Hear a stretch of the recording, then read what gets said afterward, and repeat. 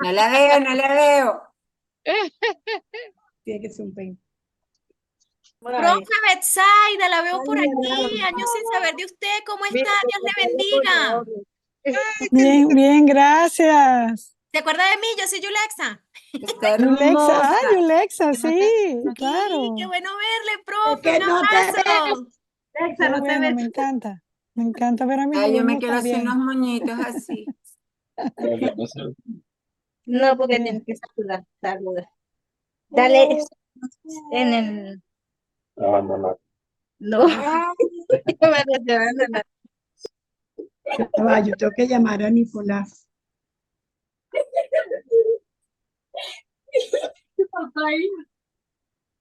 Bueno, buenas tardes todos, hermanitos y hermanitas bellas, qué bueno verle.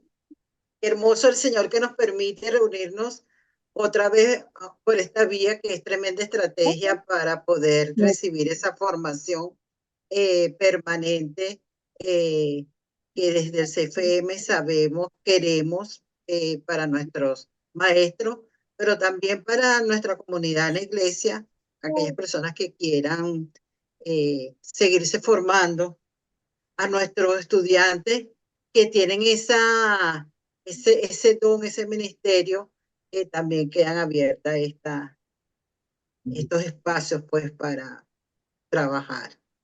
Por ahí tenemos a la hermana Roxana, oí la voz, pero no la vi.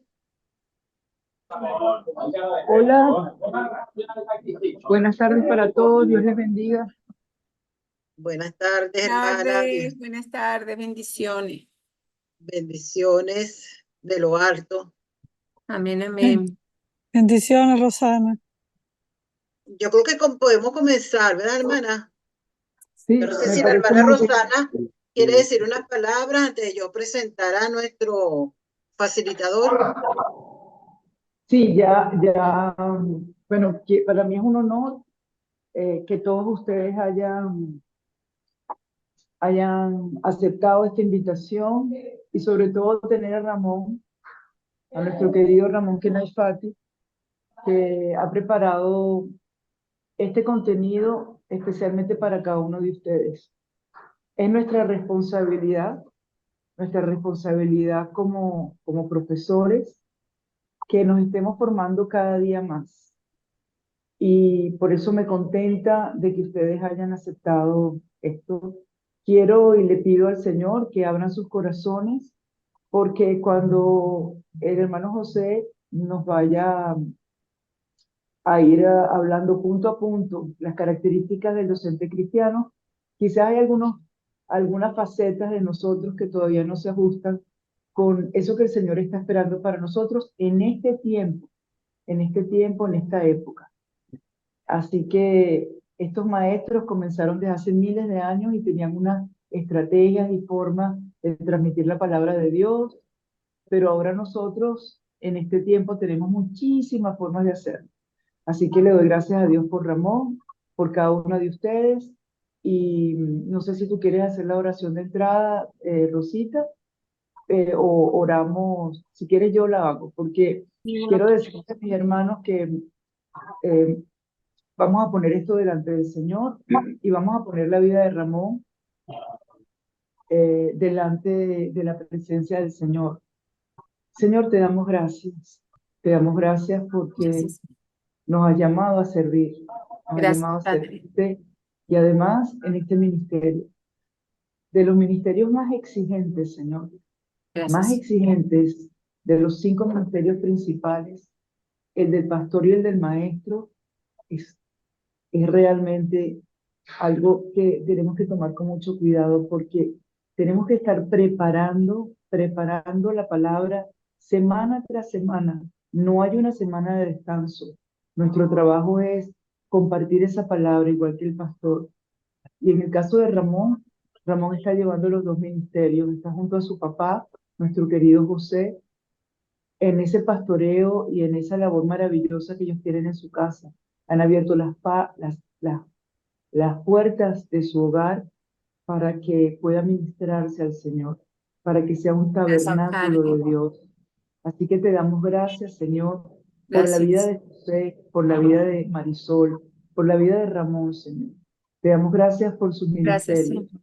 Te Gracias. pedimos, Señor, que la palabra que Ramón vaya a hablar hoy no sea una palabra que salga sin propósito para nosotros, sino que esa palabra que viene de ti, esa palabra nunca regresa vacía, que regrese Gracias, Padre. prosperada y que nosotros, Señor, podamos vernos, podamos reflexionar, podamos hacer una introspección de cómo estamos haciendo llevando a cabo este ministerio y qué cosas Gracias. nosotros debemos de cambiar, profundizar, o cuáles de ellas nosotros estamos fortalecidas y podemos apoyar a algún compañero de nosotros, algún maestro que vemos que en esa área está débil.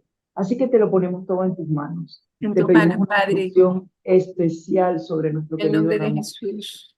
y te damos gracias. Gracias por habernos llamado. Gracias, Señor. Gracias por habernos llamado a este ministerio que tiene tanta Gracias, responsabilidad. Señor. Pero al Gracias. lado tuyo vamos a poder hacerlo, porque tuyo, Señor, es el honor y la alabanza por los siglos de los siglos. Dios le Gracias, bendiga a mi Señor. hermano Ramoncito. Amén, amén. Bienvenido a esta Amén. reunión de maestros. Amén, amén. Bueno, Ramón, todos lo conocemos. Yo creo que primeramente es un niño, yo lo digo como niño, pero es un hombre de Dios que amamos con el corazón. Y bueno, me toca presentarlo y eso es lo primero que le digo, Ramón, te amamos. Recording in En progress. lo secular es ingeniero químico, egresado de la Universidad Simón Bolívar, licenciado en teología y terminando su última materia para la próxima graduación, que mediante será en noviembre.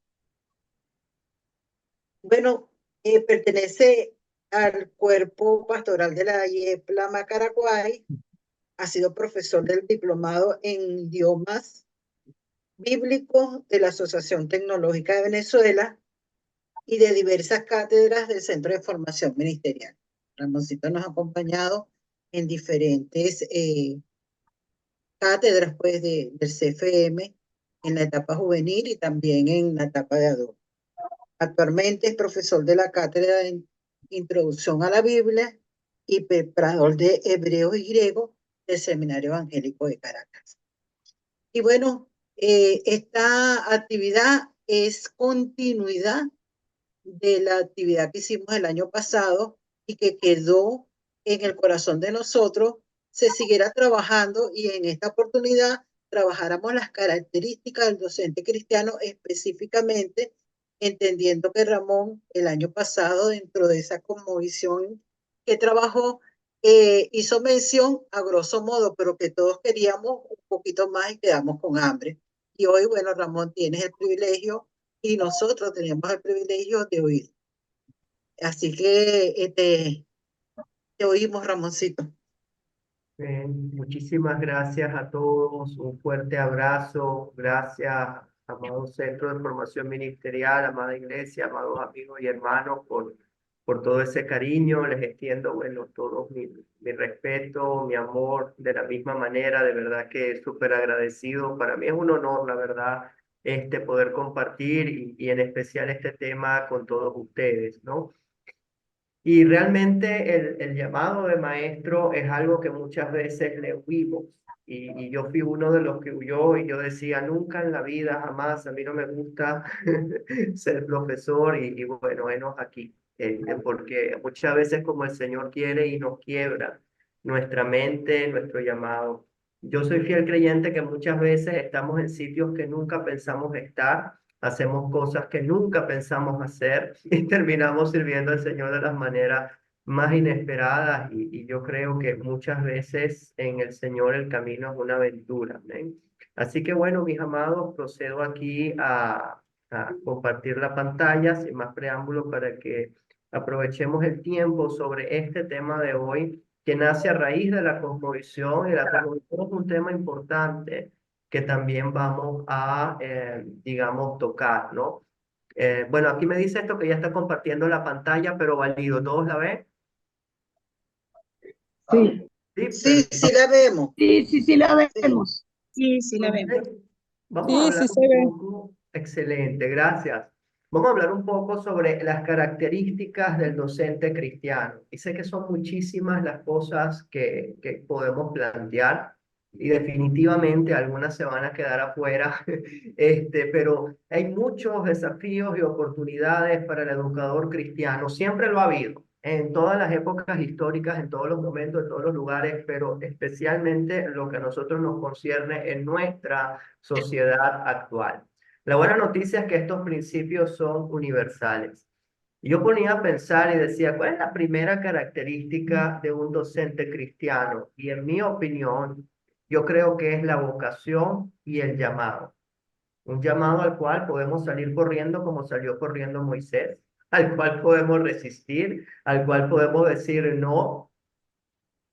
Sin embargo, vemos que de hecho esta vocación, este llamado, que aunque lo resistimos y como dice Jeremías, hay una llama en mi corazón que no se apaga y bueno, yo quiero insistir en esto, aunque no estoy seguro si es lo mío o no es lo mío, es un llamado maravilloso. Y fíjense que es un llamado que no es para cualquier persona porque implica una responsabilidad. Un pasaje que es amplísimamente conocido es Santiago. Y llama mucho la atención que sea Santiago el que diga esto, porque a nivel histórico siempre pensamos que el líder de la iglesia es Pedro o Pablo. Los católicos defienden a Pedro, nosotros más a Pablo, y la verdad es que ninguno tiene la razón. La evidencia histórica nos dice que Santiago era el líder de más influencia en un inicio, y justamente él, en el primer libro del Nuevo Testamento, el primero que se escribe, que es la epístola de Santiago, nos exhorta y nos dice, hermanos míos, amados míos, no se hagan maestros muchos de ustedes, sabiendo que vamos a recibir mayor condenación. ¿Por qué? Porque si yo cometo un error como evangelista, bueno, a lo mejor estoy afectando a una sola persona, lo puedo corregir. Pero si cometo un error como maestro, los errores de los maestros se multiplican. Son como una bola de nieve que se extiende y se extiende y se extiende y se extiende. Ciertamente aquí, cuando llama la atención, dice, no os hagáis, cuando vemos el verbo en griego, dice, dejen de hacerse. Quiere decir que había una fiebre de querer ser maestro por alguna razón en esas congregaciones locales y Santiago les dice, eso es muy bueno, pero vamos a ver. ¿Quién tiene el llamado? ¿Quién tiene la vocación? ¿Estamos conscientes de la responsabilidad que hay? Y mis amados, hay una cosa muy dolorosa de decir. Saber no implica saber enseñar. Podemos saber muchísimo sobre un área particular, podemos ser expertos en un tema, pero quizás para ser consultores o dar un consejo, pero no para impartirlo en masa. Eso no implica saber enseñar. Entonces, el hecho de que yo sepa algo no significa que tenga el llamado de maestro, y eso es tremendo. Y esto quiebra paradigmas también en el mundo del Señor porque nos damos cuenta en la práctica que no todo maestro es educador de profesión. Yo admiro profundamente a los educadores, me parece una profesión maravillosa. Yo soy ingeniero químico, no tengo todas las herramientas que pueda tener un educador profesional, pero si tengo el llamado, créanme que de alguna manera u otra, empíricamente logramos hacer y al mismo tiempo nosotros nos podemos educar basados en estos educadores de profesión con sus principios, sus paradigmas y sus métodos y poder hacer una buena gestión, una buena enseñanza. Así que no es excusa decir, no, yo no soy profesional. Yo creo que si hacemos un sondeo en cualquier seminario, en cualquier instituto como el Centro de Formación Ministerial, en cualquier iglesia, realmente los educadores de profesión, estoy hablando de licenciatura, doctorado, años en universidad, en ciencias de la educación, se cuentan con los dedos de la mano. Sería maravilloso que todos lo fuéramos, pero no serlo no es una limitante. Y serlo no implica tampoco necesariamente que sea parte del llamado espiritual. Puede ser una carrera que la persona eligió. Es decir, no todo ingeniero sirve a Dios con ingeniería y no todo maestro de profesión tiene por qué servir a juro al Señor como maestro. Yo sé que eso es un poco contradictorio, pero vemos que en el mundo del Señor es múltiple la experiencia. Así que el docente cristiano ve su rol y lo debe ver como una profesión, como no, como algo muy serio, algo en lo que se tiene que educar y preparar, pero sobre todo también como un llamado de Dios. Dice que Pablo en sus cartas, antes de cualquier cosa, él siempre casi siempre especifica llamado. Estoy llamado a ser apóstol, llamado a hacer esto. Así que ser educador va más allá. Hay una múltiple y pluriforme cantidad de cosas y ministerios que pueden haber en el seno de la iglesia, y eso es una bendición, y todo es dado por el Señor. Un pasaje que seguramente es ampliamente conocido por la mayoría, Efesios 4, y él mismo, cuando dice él, se está refiriendo a Dios. Constituyó a unos apóstoles. Apóstoles son misioneros, ¿okay? No es un título honorífico como entendemos hoy. El apóstol es el enviado, podemos llamar misionero. Otros profetas, otros evangelistas y otros pastores y maestros, para perfeccionar a los santos para la obra del ministerio, para edificación del cuerpo de Cristo, hasta que todos lleguemos a la unidad de la fe y del conocimiento del Hijo de Dios. Y ese versículo que está ahí subrayado, hasta que todos lleguemos a la unidad de la fe, está modificando al verbo constituyó. ¿Okay? Quiere decir, ¿hasta cuándo constituyó el Señor todos estos ministerios? Hasta que lleguemos a la unidad de la fe y al conocimiento pleno del Hijo de Dios. ¿Eso se ha consumado? Definitivamente no. El que dice que sí, bueno, no sé en qué universo vive, pero si tenemos 10.500 denominaciones cristianas, no podemos hablar de unidad de la fe. Esa unidad plena solo se va a alcanzar en Cristo en aquel día, y en aquel día ya no van a hacer falta ni pastores, ni profetas, ni evangelistas, ni maestros, porque ya todos conoceremos al Señor. Así que el maestro tiene un rol importante en este mundo y es parte integral de la fe.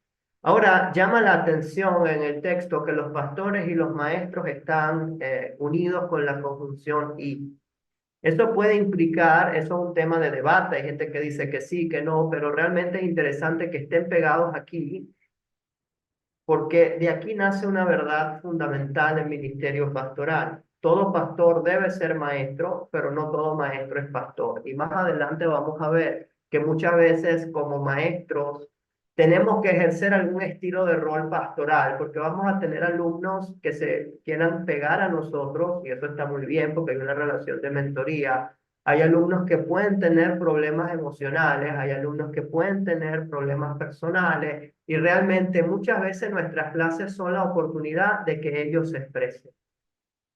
Y eso a mí me ha impactado. Yo he tenido alumnos que se me han acercado y me dicen, es que a mí me gusta estar aquí porque mi mamá no me escucha, porque mi esposo no me escucha. En estas clases me escucha. Y sin darnos cuenta, a veces un salón de clase, el Señor y el Espíritu Santo, porque estamos hablando sobre Él, puede hacer cosas impresionantes.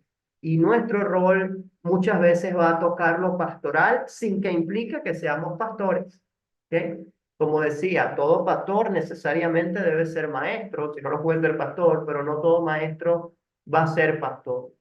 Y esa va a ser una tentación que en el ministerio vamos a tener como maestros, vamos a sentir que tenemos, porque realmente el grupo que tenemos terminan siendo como un estilo de ovejas, ¿okay? Y terminan siendo como alguien a quien hay que mentorear, que alimentar, y hay muchos maestros que empiezan a cuestionarse, ¿seré pastor?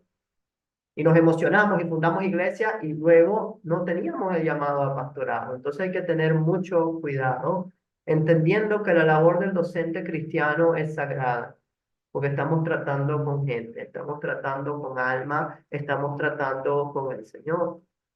Y realmente no nada más se trata de impartir un conocimiento académico, porque muchas veces, más que lo académico, estamos formando carácter e incluso espiritualidad de los estudiantes. Los profesores cristianos que a mí más me han impactado, mis amados, son aquellos que yo veo que viven lo que predican, la verdad. Donde uno los conoce a lo mejor más allá del aula de clase y tú dices, esta mujer, este hombre, tiene una serenidad y una paciencia. Tiene un amor para tratar a esta persona. Yo en su lugar a lo mejor, bueno, lo hubiera ahorcado, pero fíjate cómo manejó la situación. Y uno va grabando, va aprendiendo, va viendo. Y va más allá de cumplir con actividades, cronogramas. Muchas veces el maestro es pragmático, es dinámico, y vamos a aprender que para ser maestro no necesitas un cargo, no necesitas un salón de clase, no necesitas estar metido en una institución, porque todos los días enseñamos. y le enseñamos a todo el mundo, seamos o no maestros. Somos maestros ambulantes, somos clases ambulantes. Y muchas veces, más que maestros, los que sí, digamos, tienen un rol, un cargo oficial, sea en el Centro de Formación Ministerial, sea en una iglesia local, sea en el Seminario Angélico de Caracas, donde sea que el Señor le coloque.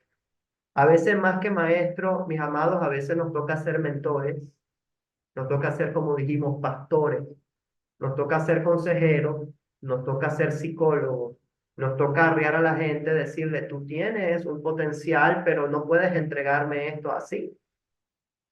Tienes que mejorar esta parte, tienes que ser responsable, tienes que mejorar los tiempos de entrega. Es vital la empatía, la inteligencia emocional, porque detrás de cada alumno hay un ser humano a quien el Señor le ha puesto su imagen y no sabemos realmente qué problemas puede tener, qué dificultades puede tener. A lo mejor el alumno raya en clase y decimos, no, este no le para la clase, es un irresponsable, es un grosero, pero hay gente que realmente, yo lo aprendí, necesita un papel para rayar y concentrarse. Eso es una condición psicológica normal en algunas personas. Entonces uno va viendo y es muy fácil jugar y decir, no, este está escribiendo, está dibujando, pero a lo mejor ese dibujo él lo necesita para concentrarse. No, es que fulano siempre es lento y siempre pregunta, pero a lo mejor tiene un problema emocional y está tratando de llamar la atención. Tenemos que ser sabios en manejarlo, en canalizarlo. Sobre todo quienes imparten el área de consejería y ya hablan directamente del alma. Tú puedes, si no manejas bien esa situación, te puede explotar una crisis de una persona en plena clase. Así que vemos que la gran pregunta aquí es, bueno, ¿cómo sabemos? Porque hemos hablado en general de algunas características y hemos hablado en general y ya vamos a empezar a organizar. Estamos ahora viendo en general, ¿verdad? ¿Cómo sabemos si somos maestros? Y acá hay algunas señales que nosotros vamos a ver. Como dije, ser maestro no implica estar metido en un salón de clase. Hay múltiples formas en las cuales el maestro se puede desarrollar. Fíjense acá, no estamos en un salón de clase, tenemos cierta formalidad, ¿verdad? Pero no estamos hablando de algo rígido, estamos teniendo una sesión puntual de capacitación y eso es una forma en la cual se construye el conocimiento. Entonces, ¿cómo uno descubre si es maestro y le estás huyendo al llamado? Mis amados, lo primero es que te nace explicar y hablar de más. A veces te piden A y tú das A, B, C, D, E y echas un cuento completo para arriba y para abajo que nadie te ha pedido. Y esa es la primera señal de que si te gusta explicar y te gusta enfatizar y te gusta dejar todo súper claro, implica que puedes tener ese llamado de maestro. Segundo, muchas veces la gente te lo dice de alguna manera, oye, lo que dijiste me quedó súper claro y te lo agradece de una manera práctica. Insisto, no tiene que ser una clase, no tiene que ser una charla, a veces una simple conversación, la gente ves que entiende claramente. El que te escucha fácilmente entiende, no tienes que explicarte dos veces y generalmente hay pocos malentendidos por cosas que hayas dicho. Quiere decir que sabes transmitir, sabes llegar al público y eso puede ser una señal de ser maestro.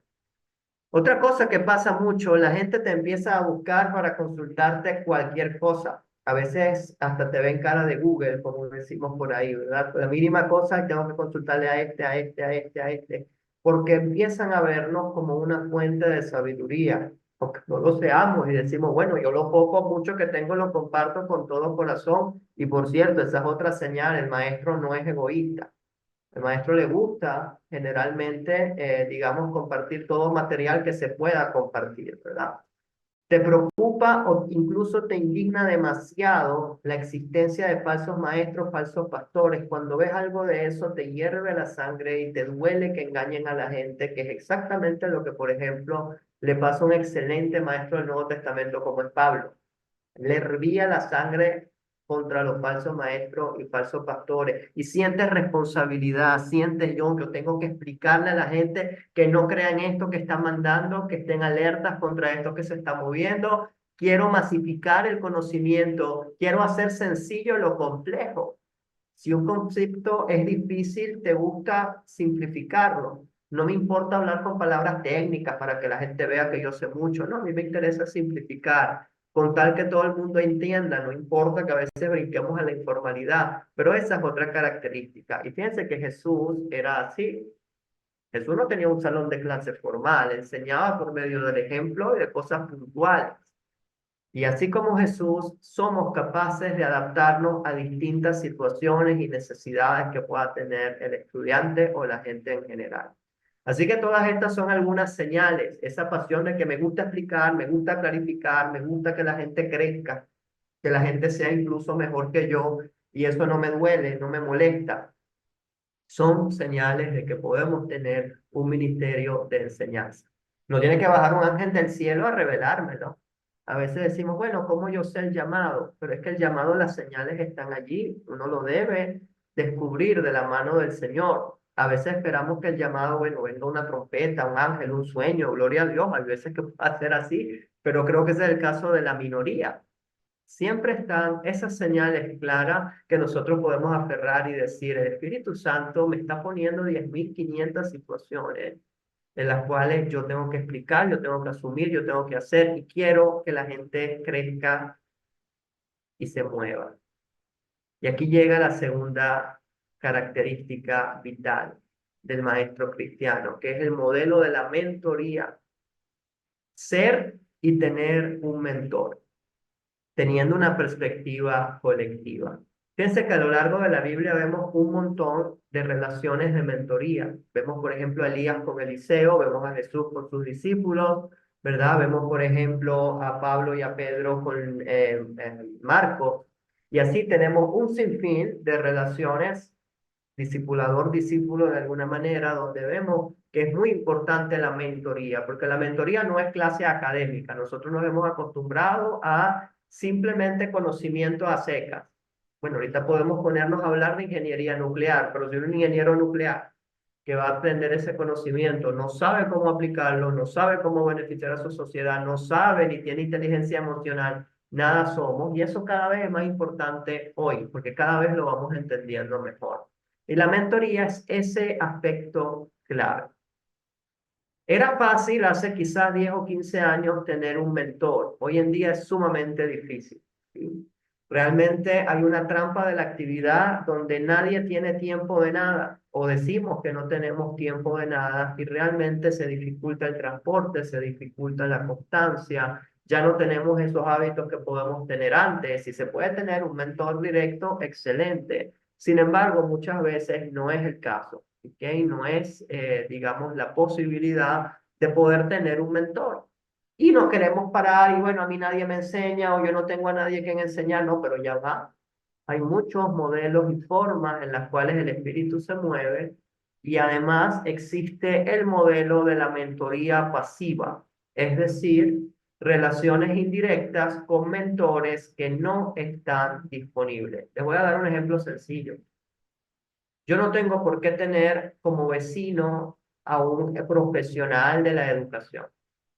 Pero hoy en día tenemos 7.800 recursos distintos gratis disponibles en todos los idiomas para poder aprender por nuestra cuenta. Y a lo mejor yo tengo clases grabadas en YouTube. Una de las ventajas de la pandemia, mira, es que se ha masificado tanto porque se han difundido tantos libros, tantas clases, tantas cosas. Ahora uno busca cursos de cómo tocar guitarra y hay 20.000, cursos de cómo aprender a hacer esta cosa y hay 10.000 en prácticamente casi todas las disciplinas. Y si sabemos inglés ni hablar, el triple nos va a aparecer. Entonces, estas cosas, si no tenemos simplemente la idea de yo no tengo que tener un mentor a mi lado físicamente, si lo tengo maravilloso, pero no es la realidad de todo. Existen mentores pasivos, personas que nos pueden inspirar desde lejos. Y desde lejos implica dos cosas, y esto es interesantísimo. Uno, podemos hablar de algunos mentores históricos que enseñan con el ejemplo. Gente que vivió y ya no está, pero tenemos grabado todo lo que hicieron, lo que dijeron. El máximo ejemplo, por supuesto, es Jesús. Jesús puede ser un mentor en cómo enseñó. Y yo puedo leer la Biblia no nada más desde una manera devocional, sino viendo cómo eran esos encuentros de Jesús con los discípulos, y eso lo vamos a tocar un poco más adelante.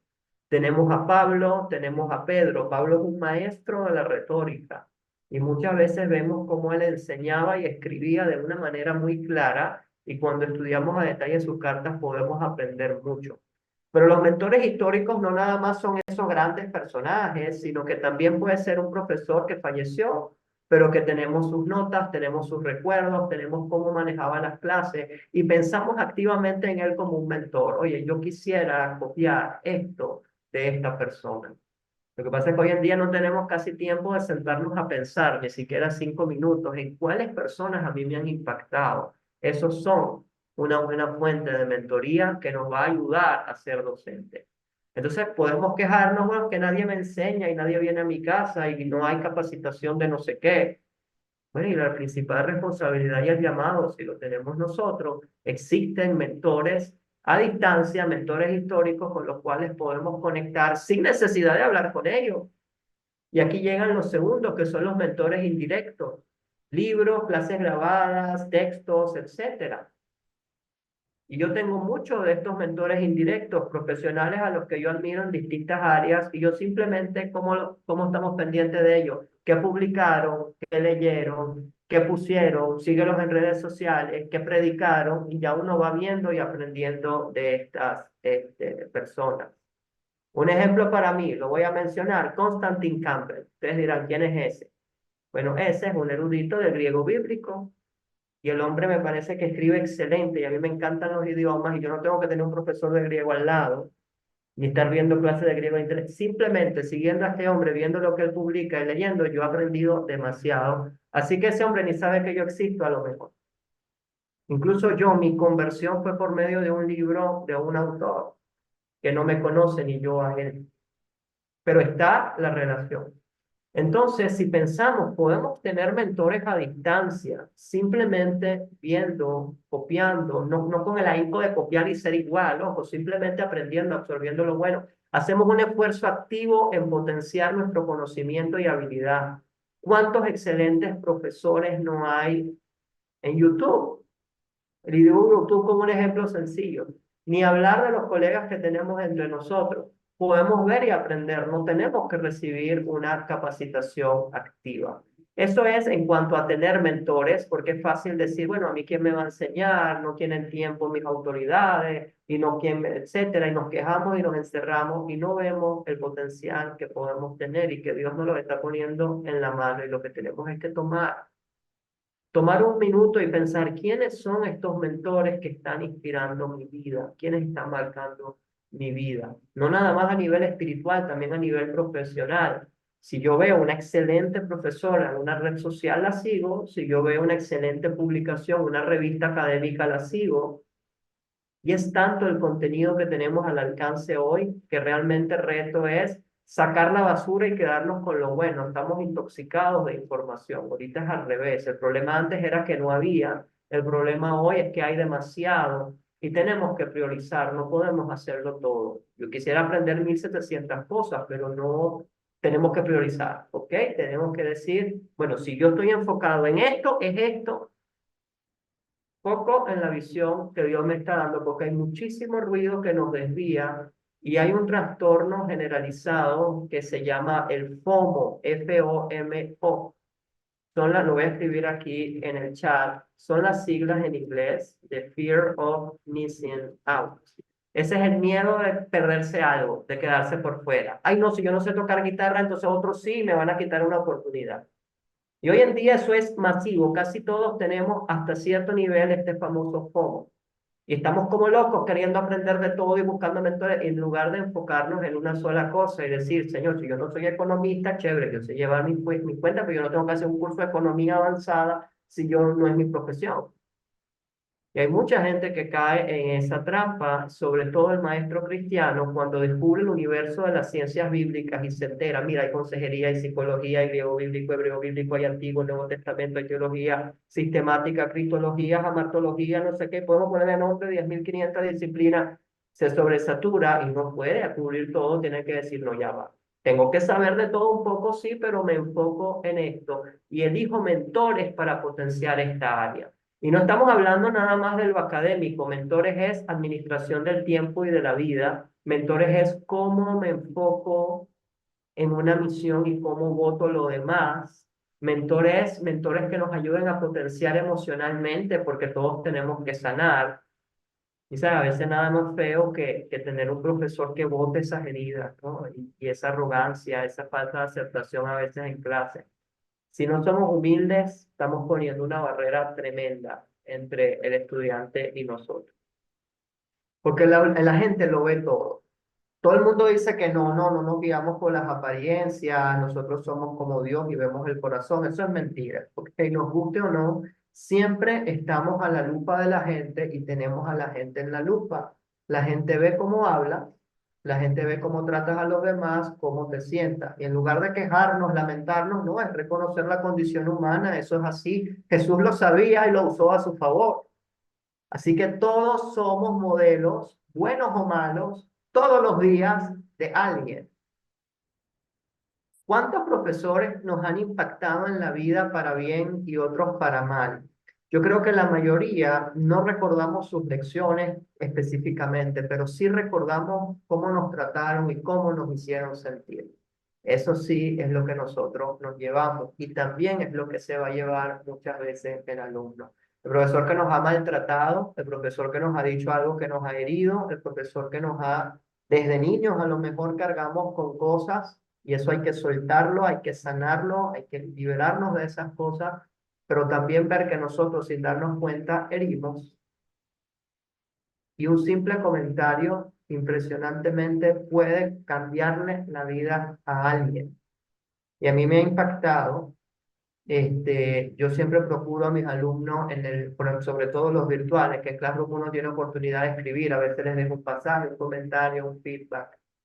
Y una persona hizo un trabajo excelente. Y yo le comenté, oye, deberías publicarlo, de verdad que me parece muy bueno esto que hiciste. 4 años después la persona lo recordaba y me vino llorando y me dijo, a mí una profesora me dijo que yo no sabía escribir. Con eso que dijiste, yo pude sanar y ahora tengo esto publicado para la gloria de Dios. Y bueno, yo envié eso con mi muro, con mi cosa, lo ven algunos, pero antes yo no quería dejar a nadie que viera lo que escribí. Señores, para mí eso fue un comentario, se lo digo, de rutina, normal, o sea, porque realmente uno ve el feedback, mira, muy bueno, de verdad, excelente, públicalo y ya. Pero cuando yo pensé en el impacto que tuvo esa palabra tan sencilla en la persona, digo, Señor, ¿cuántas veces y eso porque me lo dijo, pero cuántas veces marcamos para bien o para mal sin saber si nos lo han dicho? Y eso es lo que nosotros tenemos que reflexionar. Es súper fácil decirle a la gente, no me tienen que imitar a mí, tienen que imitar a Cristo porque yo soy imperfecto. Pero eso es inevitable que no nos imiten. ¿Por qué? Porque Cristo, al fin y al cabo, es un modelo, es el mayor modelo que tenemos. Sin embargo, lo que la gente tiene al frente es a mí. ¿Okay? La gente me puede ver, me puede tocar, me puede oler, me puede escuchar todo el día a viva voz. A Cristo no. Y eso tenemos que tenerlo claro. Entonces es muy fácil decir, no, imita a Cristo, no a mí. Y pretendemos que no nos imiten. Pero somos también, como maestros cristianos, modelos, mentores que estamos modelando comportamiento. Y la gente sabe muchas veces cuándo es hipocresía y cuándo de verdad vivimos lo que decimos. Todo líder debe estar consciente que la gente lo ve y que continuamente está siendo un modelo para alguien, como digo, para bien o para mal. Podemos estar impactando a lo mejor a un niño desconocido que nos ve en una esquina con una actitud que nosotros tuvimos, al niño que oye la clase virtual de la mamá y ve cómo manejamos una situación, el niño ve, piensa. No podemos saber a ciencia cierta el alcance, así que más vale continuamente hacer el bien. Fíjense, muchas veces yo he aprendido cosas de gente en la calle que no conozco y no me habla, pero yo he visto. No hemos visto, pensemos en esa gente en la calle que han sido mentores anónimos, los que ayudaron a levantarse a alguien, los que cuando estaban atacando a alguien defendieron, los que dijeron vamos a ayudar a esta señora a cruzar, vamos a ayudarte a cargar con las bolsas, los que cuando estabas mal o tenías algo te preguntaban si necesitabas ayuda, desconocidos totales que interactuaron 5 segundos con nosotros, nos moldean, nos hacen pensar, nos hacen cambiar. Así que no podemos despreciar las horas que tenemos en un salón de clase porque cada minuto cuenta. A mí me duele perder así sea un minuto de clase porque estoy consciente de que es una oportunidad irrepetible. porque sobre todo en un contexto formal. O sea, por ejemplo, esta clase no se va a volver a repetir, a lo mejor, ¿verdad? Y si yo tengo un alumno, bueno, yo sé que tengo 12, 16, lo que sea, X semanas para poder llevar y transmitir lo que tengo que transmitir y tengo que aprovechar el tiempo.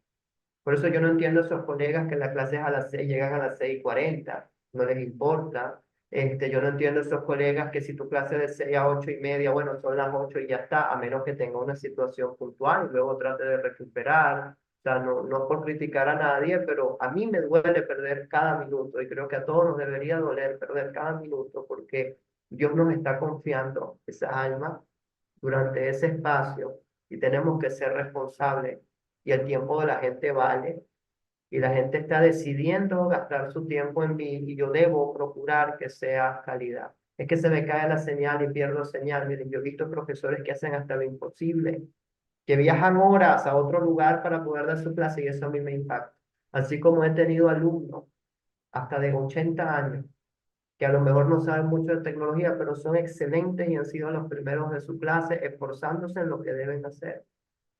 Así que la excelencia para Cristo es tremenda y la mentoría es múltiple y está en todas las dimensiones. Así que el maestro no nada más enseña una disciplina.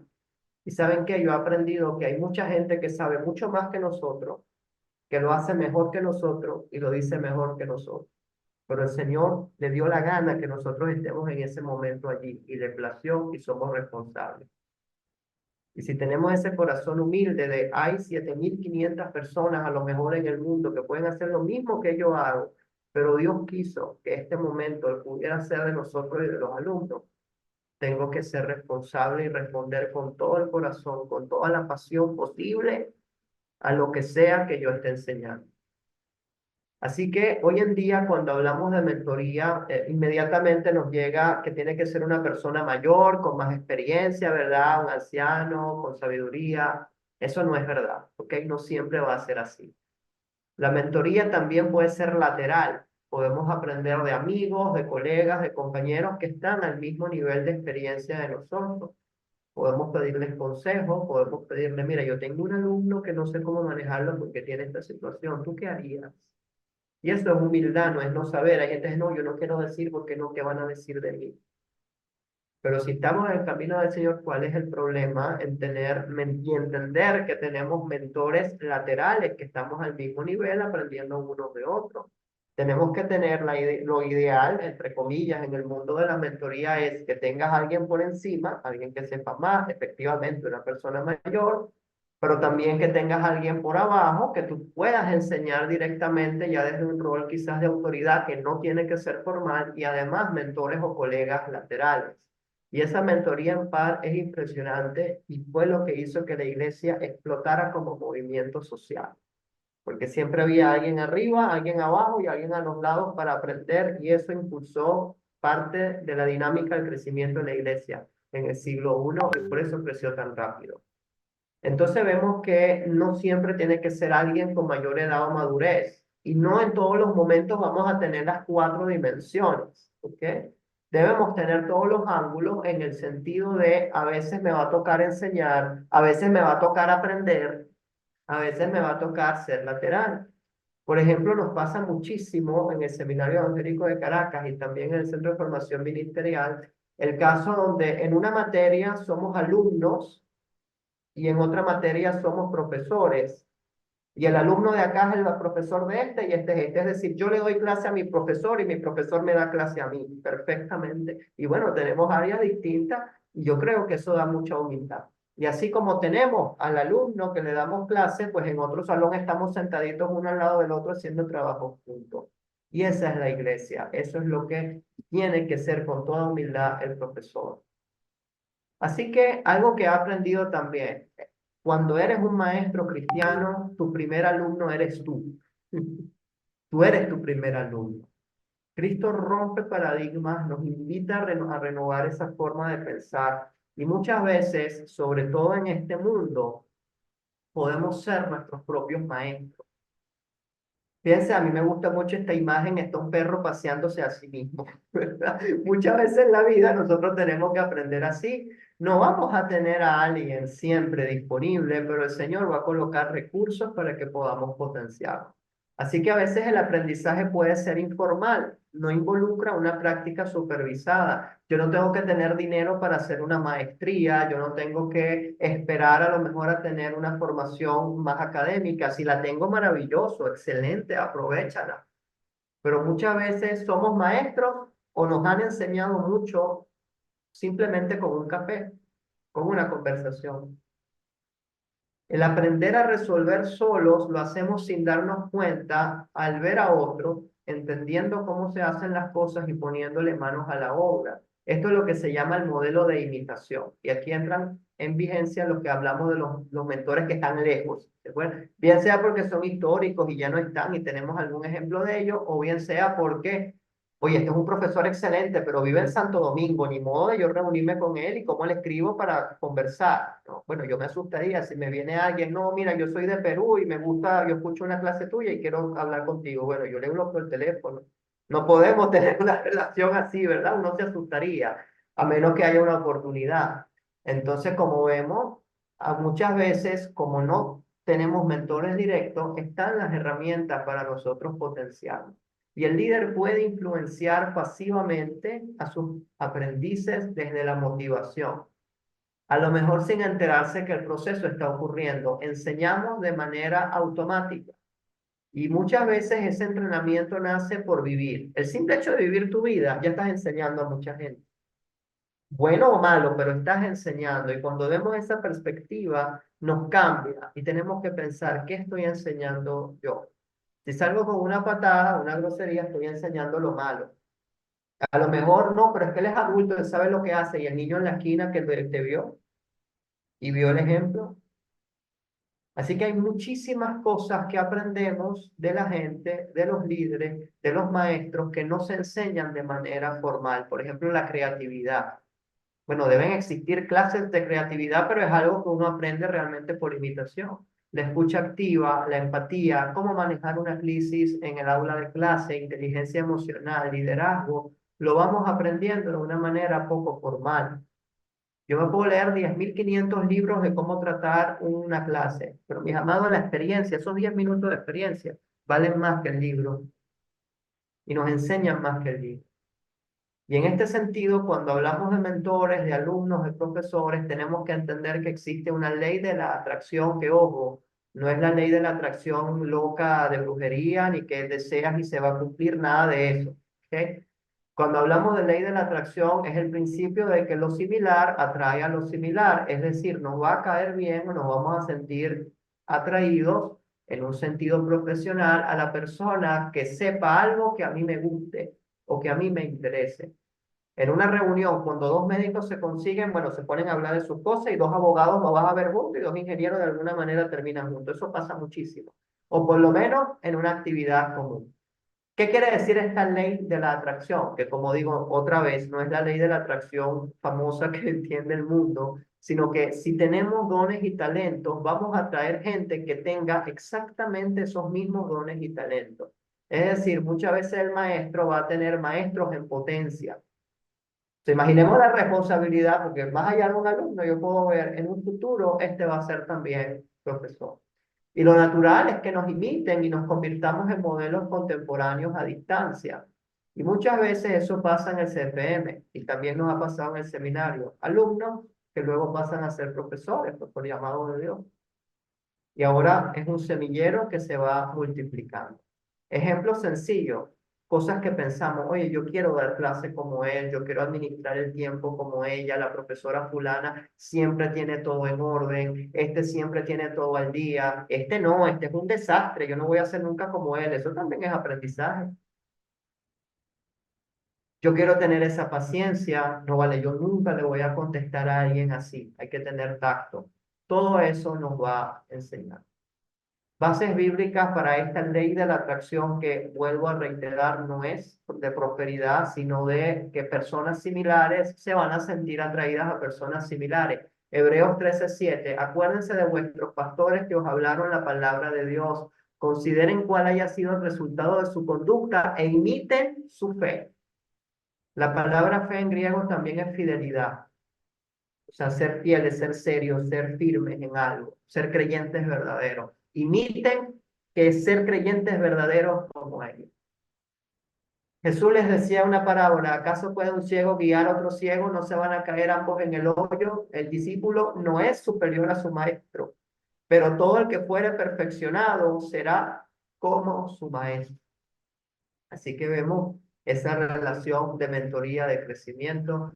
Y otra vez aquí volvemos a leer Santiago: no sean todos maestros, porque nosotros los maestros, él se mete en el paquete, fíjense la humildad de Santiago. Nosotros, incluyéndome a mí, vamos a recibir un juicio mayor, porque todos fallamos mucho.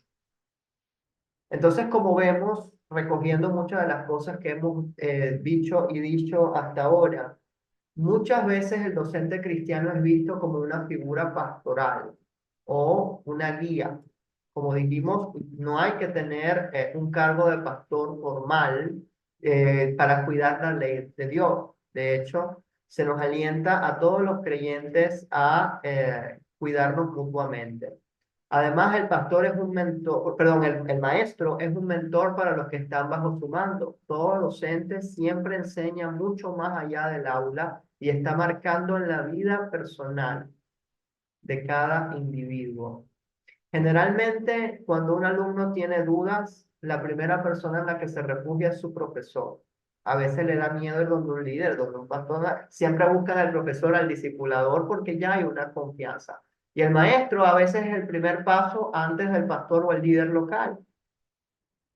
Y el alumno le da mucho peso a lo que dice su maestro. Y saben, en ese punto a veces hay que tener humildad y decir: qué buena pregunta, nunca lo había pensado, no tengo la más mínima idea, vamos a averiguarlo juntos.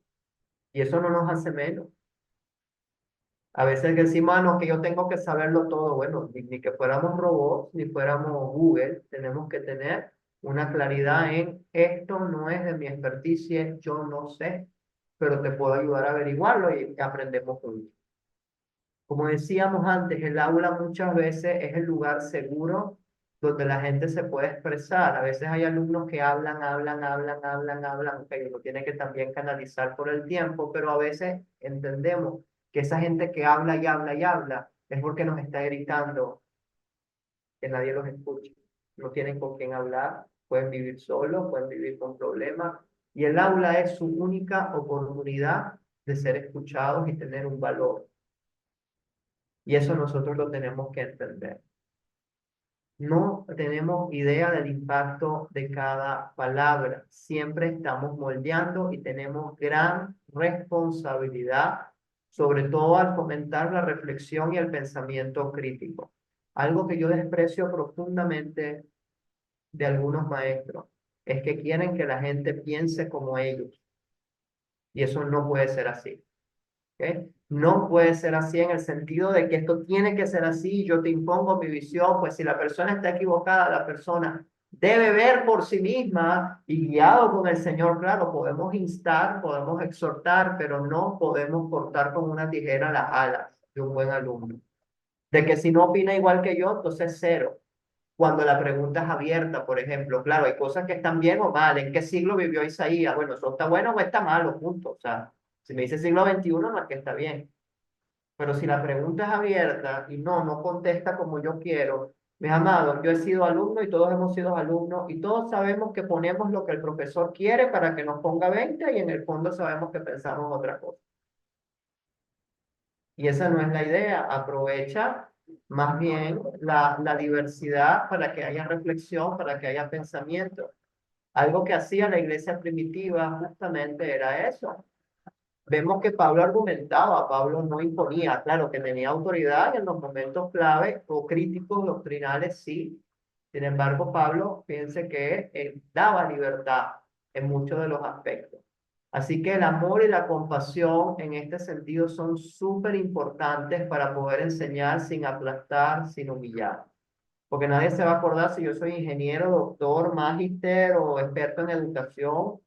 Y sobre todo, las personas que son profesionales en educación, creemos que sabemos más que otros colegas y no es así. El Señor aquí este llamado es de Dios. Y lo importante aquí es enseñar sin aplastar, sin humillar, ser humilde. Y a veces estas técnicas empíricas que violan las normas sacrosantas de la educación pueden enseñar más que lo que está establecido. Por eso decíamos, el maestro tiene que ser pragmático. Además, tiene que ser disciplinado, ordenado y serio.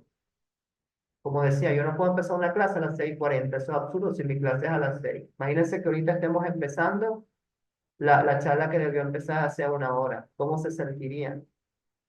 ¿Estarían dispuestos a recibir a lo mejor de la misma manera?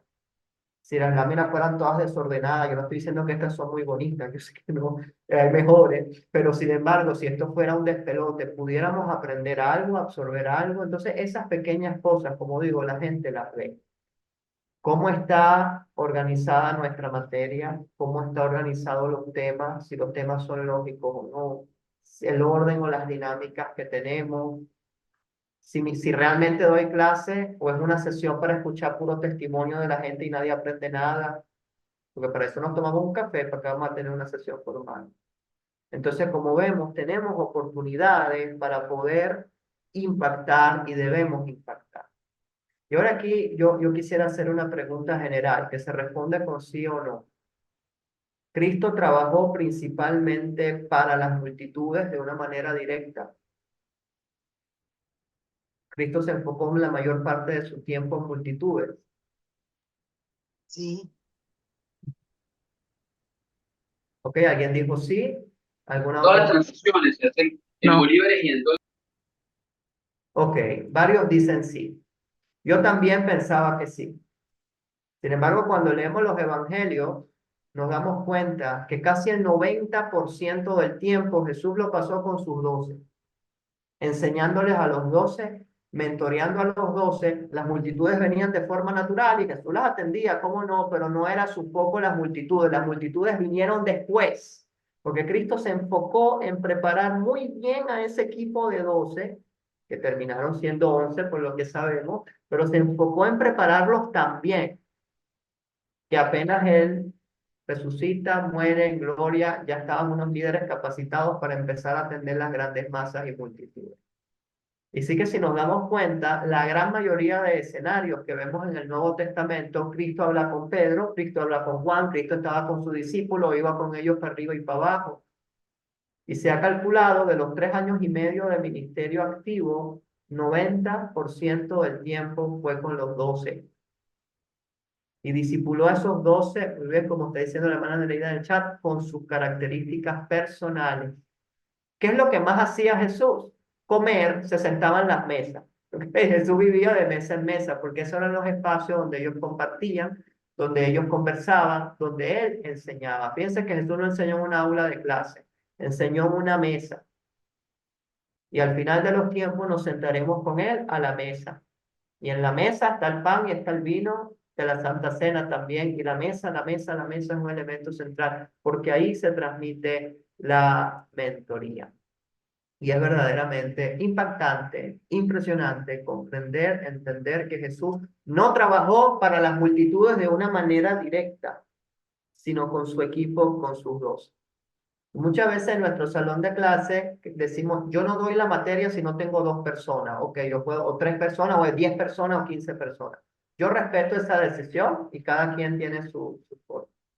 Pues mis amados, yo así sea tenga uno, a mí me gusta por ese uno dar lo mejor, a menos que sea una materia que de verdad sea imposible porque tienes que hacer dinámica o realmente una sola persona no va a funcionar. Pero yo no puedo entender los que dan una clase de mejor calidad si hay 100 personas o si hay 10. Tenemos que dar la máxima calidad, así sea a uno, porque ese uno no sabemos quién es. Y Jesús por 12 se esforzó y trabajó al máximo posible. Pero no sé cuánto tiempo nos queda. Ustedes me dicen cuánto tiempo cuento para seguir, para saber qué próximo bloque. media hora. Media hora y podemos hablar la media hora. Podemos un cuarto de hora y un cuarto de hora, alguna pregunta, alguna inquietud. Perfecto, perfecto. No, gracias. Entonces, bueno, para aprovechar, vamos a recordar un poquito de esta cosmovisión. Como dijimos, la cosmovisión era la forma de ver el mundo, de entender, y el cristiano debe procurar construir una visión amplia. Tiene que educarse de la mayor cantidad de cosas posibles, porque en las clases no sabe qué temas te pueden tratar, y créanme que muchas veces me han puesto en jaque con unas preguntas que yo nunca he pensado y yo he tenido que decir, excelente, de verdad, nunca lo pensé y de verdad no lo pensé. Pero yo creo que es esto, lo confirmamos y la semana que viene venimos, ¿ok? Y vemos mejor. Y sí, realmente, porque a lo mejor es fácil decir, ese no es el tema de hoy, no lo hablamos. Y realmente, cuando me han puesto en jaque son temas que no eran el tema de hoy, verdaderamente, pero son interesantes y si aportan en algo, ¿por qué no? Tenemos que tener esa visión amplia. Una visión global dispuesta a entender la complejidad y diversidad del ser humano, del mundo que nos rodea, del sistema político. No puedo ser fundamentalista, es educarse sobre todo. Y ojo, sobre todo implica lo que me gusta, pero también lo que no me gusta. Por ejemplo, a mí me aburre enormemente la psicología. Yo respeto a los psicólogos, los amo, es una profesión maravillosa, pero de verdad yo no la paso. Pero tengo que estudiar. Tengo que saber, tengo que conocer, tengo que ver lo básico, porque muchas veces me va a ayudar a mí en lo que yo sí hago, en lo que a mí sí me importa, en mis áreas, y ahí es donde verdaderamente tenemos mayor construcción de conocimiento. Entonces, no le tengamos miedo ni le huyamos a los temas que no nos gustan. Vamos a darnos la oportunidad. Entendemos los argumentos y las posturas contrarias. Fíjense que Jesús hablaba con propiedad, no hablaba con ignorancia, con mentiras, con falsos testimonios. En aquel momento, cuando hablamos en la charla anterior, dimos el ejemplo de que muchas veces cuando se habla de la creación, repetimos y decimos que Darwin dice que el hombre viene del mono. Eso no es verdad. Darwin jamás dijo eso ni planteó eso de una manera directa. Eso funciona de manera distinta, que no vamos a detallar. Pero es poco honesto acusar, no, que los de la agenda fulana tienen este plan y lo decimos a la ligera y realmente no. Y quien sabe de eso nos va a ver como unos ignorantes y no nos va a hacer caso. Por eso es importantísimo, y yo de verdad, yo he tenido profesores que he respetado mucho, pero salen con unas barbaridades y ya a partir de allí, a mí me cuesta recuperar la confianza cuando salen con alguna barbaridad fundamentalista o lo que sea, donde uno ve que no está siendo honesto. ¿Okay? Porque mancha a la postura enemiga y eso le hace perder la credibilidad. ¿Okay? O sea, hay que ser serio y decir, o sea, si yo voy a decir, esta gente piensa esto, de verdad deben pensar eso. Y en nuestras aulas vamos a tener muchísimas formas de pensar. ¿Okay? Y eso también impacta en la formación de la persona. Hay redes que son difíciles de trabajar. ¿Okay? Por ejemplo, no es por generalizar, pero muchas veces los abogados tienden a ser muy metódicos y deben serlo por su profesión. ¿Okay? Entonces, a veces tenemos alumnos que tenemos que saber manejar en el marco de esas reglas y están muy pendientes de hasta la mínima coma de los términos y condiciones de la clase. Bueno, porque son abogados a lo mejor. Al contrario, tenemos también los ingenieros, y yo me meto en el paquete, que somos muchas veces, digamos, muy libres, ¿ok? Muy empíricos en hacer. Entonces, cada clase vas a tener de todo. Vas a tener gente que pueda ser impulsiva, vas a tener gente que pueda ser metódica, vas a tener gente que va a ser más analítica. Y muchas veces, si tocamos fibras sensibles, los alumnos van a responder cuando tocamos cambios de opinión, ¿ok? Hay veces que nuestras clases, sobre todo los que estamos en el área de teología, los que estamos en el área de ciencias bíblicas, le derribamos ídolos a la gente, ¿ok? O sea, creencias que creían sacrosantas, y tú como profesor de teología tienes que decirle, todo lo que has creído, lo que te han enseñado bíblicamente no tiene sentido, aquí está la realidad, y tú le estás sacudiendo el mundo y la cosmovisión a la persona.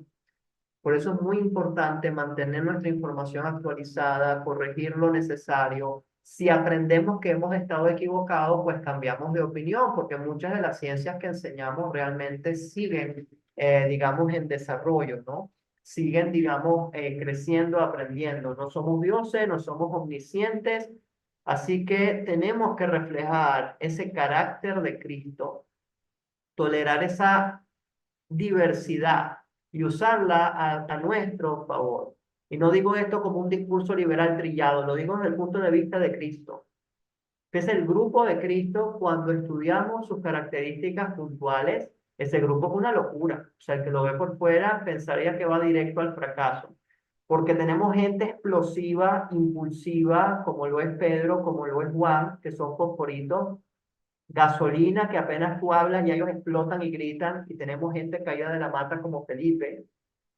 Tenemos gente que servía al Imperio Romano de manera activa como Mateo, y tenemos terroristas fundamentalistas como lo era el Celote, metidos en el mismo grupo. Y el Señor trabajó con todos, con ricos, con pobres, con toda diversidad. Y aparte de esos 12, había un grupo de mujeres que también lo seguían, que son las famosas discípulas de Jesús, ¿okay? Que servían y estaban, digamos, detrás. Así que ya trabajó con hombres, trabajó con mujeres, y digamos, esa verdad de Cristo que supo manejar una enorme diversidad de personas, son cosas que nosotros tenemos que aprender a manejar. Sobre todo como la Iglesia de las Acacias permite y es abierta, igual que lo es el seminario, en estudiantes internacionales. A veces yo he tenido alumnos de Chile, de Argentina, y tienen otras metodologías, son chilenos o argentinos de nacionalidad. Y bueno, es otra cosmovisión y tenemos que saber cómo manejarla, no son como nosotros.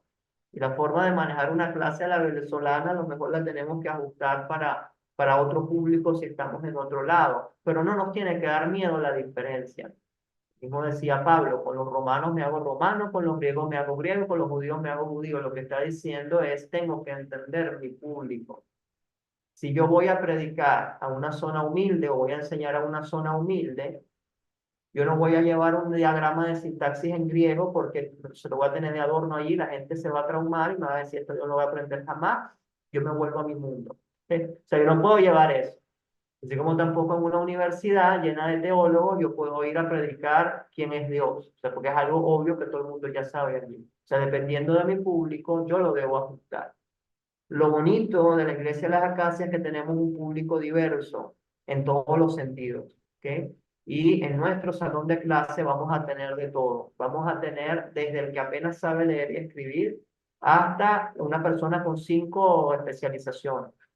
Y tenemos que saber manejar todo tipo de público y tratar de ajustar la clase para que todos puedan, digamos, prosperar y saber dónde poner el foco. O sea, hay que dejarse sorprender. Yo he tenido alumnos que a priori yo digo, oye, esta persona a lo mejor va a necesitar más ayuda, a lo mejor yo veo que a lo mejor no maneja la tecnología, y mis hermanos me han sorprendido, han sido los mejores alumnos de la clase.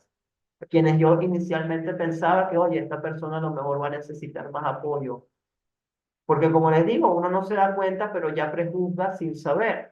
Entonces, a veces tenemos prejuicios y decimos, oye, yo veo que le cuesta hablar, a lo mejor no, bueno, vamos a ver cómo lo ayudamos con los trabajos, y resulta que te hizo el mejor trabajo de todos. Y viceversa. O sea, yo he tenido doctores excelentes de 5 o 6 títulos y más irresponsables imposibles. Peores alumnos que yo digo, Dios mío, me tocó otra vez. ¿Okay? Porque hay de todo, o sea, no podemos juzgar en base a lo que tenemos, ni saber, porque no conocemos la persona ni el corazón. Además, nosotros, desde nuestro punto de vista, tenemos que promover la investigación, el pensamiento crítico y una sana conversación. De vez en cuando decir a los alumnos, epa, yo no soy Dios, me puedo equivocar. Si hay algo raro que tú ves, vente, podemos conversar. Y a lo mejor tú tienes tu punto de vista, yo el mío, y eso está bien. O sea, nadie tiene por qué llegar a un acuerdo. De hecho, se dice que una buena conversación es cuando nadie cambia de opinión, porque simplemente se plantean las opciones y listo.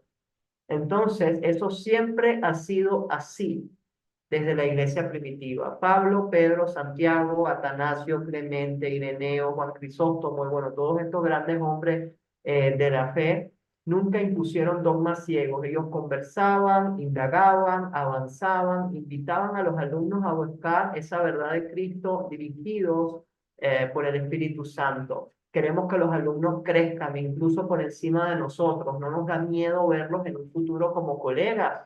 ¿Por qué no? Ojalá. Estamos actualizados, no repetimos las mismas láminas de siempre. Y no, las láminas están listas, entonces yo estoy dando la misma clase del año 2007. Como si en 20 años no hubieran habido tantos avances, ¿verdad? Hay que procurar sobre todo los que estamos en el mundo de ciencias bíblicas, más en idiomas bíblicos, por ejemplo, a nosotros nos cambian la seña a veces cada ciclo. Cada 2 años se descubre algo nuevo, se ve algo nuevo y tenemos que siempre tratar de dar lo mejor. Creemos que como damos clase de Pablo, no, ya eso pasó en el siglo I, ya nada va a cambiar, no, qué ignorancia. Algo que sí cambia es nuestro conocimiento de eso y tenemos que buscar. Y por último, el docente cristiano es un docente tecnológico y esa es una característica clave, histórica y bíblica.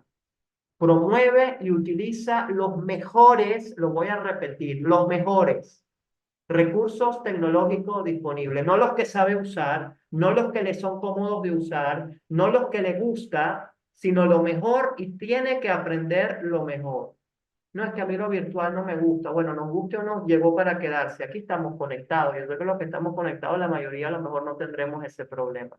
Pero no hay nada más anticristiano y la historia de la iglesia lo demuestra que querer resistir a los avances tecnológicos dentro de la iglesia. Y esto aplica a todos los ministerios y a todos los creyentes, porque los pioneros tecnológicos son los cristianos. Y aquí hay un muy corto vistazo histórico que queremos hacer, esto lo mencionamos la vez pasada, pero fíjense que hoy en día tenemos la Biblia con la mejor tecnología disponible, incluyendo inteligencia artificial. El primer libro al cual se analizó la inteligencia artificial, otra vez la Biblia ganó. Fue el primer libro en el espacio, el primer libro con nanotecnología, otra vez la Biblia ganó. Y es el primer libro al cual se probó los algoritmos de inteligencia artificial como cuerpo completo. Podemos leerla en tabletas, celulares, pantalla digital, táctil. Hoy en día no tenemos que comprar ya ni siquiera la Biblia porque está disponible, abierta, gratis en las versiones que tú quieras, en los idiomas que tú quieras, con el papel y el color que tú quieras. Si lees mal, se pone grande la letra. Y esos avances que tenemos hoy nos parecen maravillosos, siempre han estado desde el siglo I, por supuesto, adaptados a su época. Lo primero que pasó, el primer cambio tecnológico, fue pasar de los rollos de papiro a el códice, ¿okay? El códice es como un estilo de cuaderno, lo que tenemos acá, ¿okay? Los fundamentalistas, los judíos, las religiones paganas dijeron no, nosotros nos vamos a quedar con los rollos viejos y vamos a dar clase con los rollos viejos y nos vamos a quedar con los métodos viejos porque eso siempre ha servido y siempre va a seguir sirviendo y los códices son una cosa que eso no estoy de acuerdo. Bueno, por eso los judíos son minoría hasta hoy y los cristianos nos hemos multiplicado. ¿Por qué? Porque al adaptar el códice, los cristianos dijeron, esto es lo más moderno que hay. Y el mundo lo está usando. ¿Por qué no lo vamos a usar nosotros si Dios nos puso en este imperio y Dios nos puso en esta condición? Entonces, mientras que los judíos continuaron prefiriendo el antiguo formato de rollo de 18 metros, que es sumamente difícil de transportar, de preservar, de copiar, los cristianos resolvieron con sus cuadernitos, ¿ok? Con sus códices. Todas las copias, casi todas las copias importantes del Nuevo Testamento las tenemos en códice, las tenemos con esa tecnología. ¿Y saben qué bueno es eso? Porque el papiro se pierde. Si ellos se hubieran quedado con el papiro, muchas de las cartas de Pablo a lo mejor se hubieran perdido. Así que el entusiasmo cristiano con la nueva tecnología les permitió distinguirse de los judíos y de otras corrientes paganas, tener y formar colecciones completas, modernas, actualizadas de los 4 evangelios y las cartas de Pablo y pudieron frenar muchas herejías por eso. Tenían una herramienta portátil para los misioneros y los evangelistas, la fe se multiplicaba más rápido y además era una herramienta más económica, más práctica que los rollos. Y los que se quedaron con los rollos, pues se quedaron en sus sinagogas atrás, extinguiéndose como los dinosaurios. ¿Okay? Y eso no tiene que ver con la edad. Pablo era anciano y le escribe en su carta a Timoteo, por favor, tráeme los rollos, pero también tráeme el códice, los pergaminos. Así que Pablo era moderno y procuró estar también siempre usando la mejor tecnología disponible. Entonces podemos citar 2 ejemplos de cosas que hoy en día nos parecen súper obvias, pero que tienen sus raíces en la historia de la iglesia. Y que simplemente vieron la mejor tecnología disponible y la aplicaron a la Biblia. El primero es Orígenes. Orígenes en el año 235 se dio cuenta de que en el Imperio Romano había un sistema interesante, que es poner el texto en paralelo, uno al lado del otro. Hoy en día esto nos parece normal, es una tabla común que cualquiera puede hacer, pero en el siglo II, recordando que todo antes lo manejaban con rollos, etcétera, tener esa información esquematizada, organizada, era impresionante. Así que Orígenes se le prende el bombillo y dice, ¿sabes qué? Yo voy a hacer mi propio Antiguo Testamento para estudiarlo y enseñarlo más fácil, copiándome la tecnología disponible de los romanos. Lo primero, voy a poner el hebreo sin vocales. Lo segundo, le pongo el hebreo con las letras griegas. Las columnas tercera, cuarta, quinta y sexta puso 4 traducciones, no una, sino 4. Eso es impresionante para la época del Antiguo Testamento al griego. Y además se cree que hay una heptapla donde tenía también el latín. ¿Y esto en qué nos benefició a nosotros? Primero nos beneficia en que esas Biblias que hoy en día tenemos que son concordancias y podemos venir y citar y que además tenemos una página en español, una página en inglés o podemos comparar Reina Valera con NBI, con otra versión, nace de aquí. Los primeros cristianos decían, nuestros alumnos y nosotros como profesores merecemos lo mejor. Y Orígenes no se puso con que eso es del diablo, la tecnología es de no sé qué y todo lo demás, ni con los absurdos. Lo criticaron, lo insultaron, le dijeron que estaba violando los principios básicos de la enseñanza. Y Orígenes no les hizo caso y gracias a Dios y simplemente siguió adelante y nos legó las famosas Biblias paralelas y las Biblias interlineales que hoy en día podemos tener. El segundo ejemplo es Eusebio. Eusebio fue un líder de la iglesia excelente y él dijo, oye, yo sé que la Biblia tiene temas que se parecen, vamos a hacer una tabla aparte, copiándonos de lo que hacen los historiadores greco-romanos y vamos a usar esa tecnología con la tabla para la Biblia. Y todos los pasajes donde, por ejemplo, Jesús sanó a un ciego, si hay otro pasaje en Mateo donde sana al ciego y está en Lucas que sana al ciego, yo tengo una tabla esquematizada con esa información.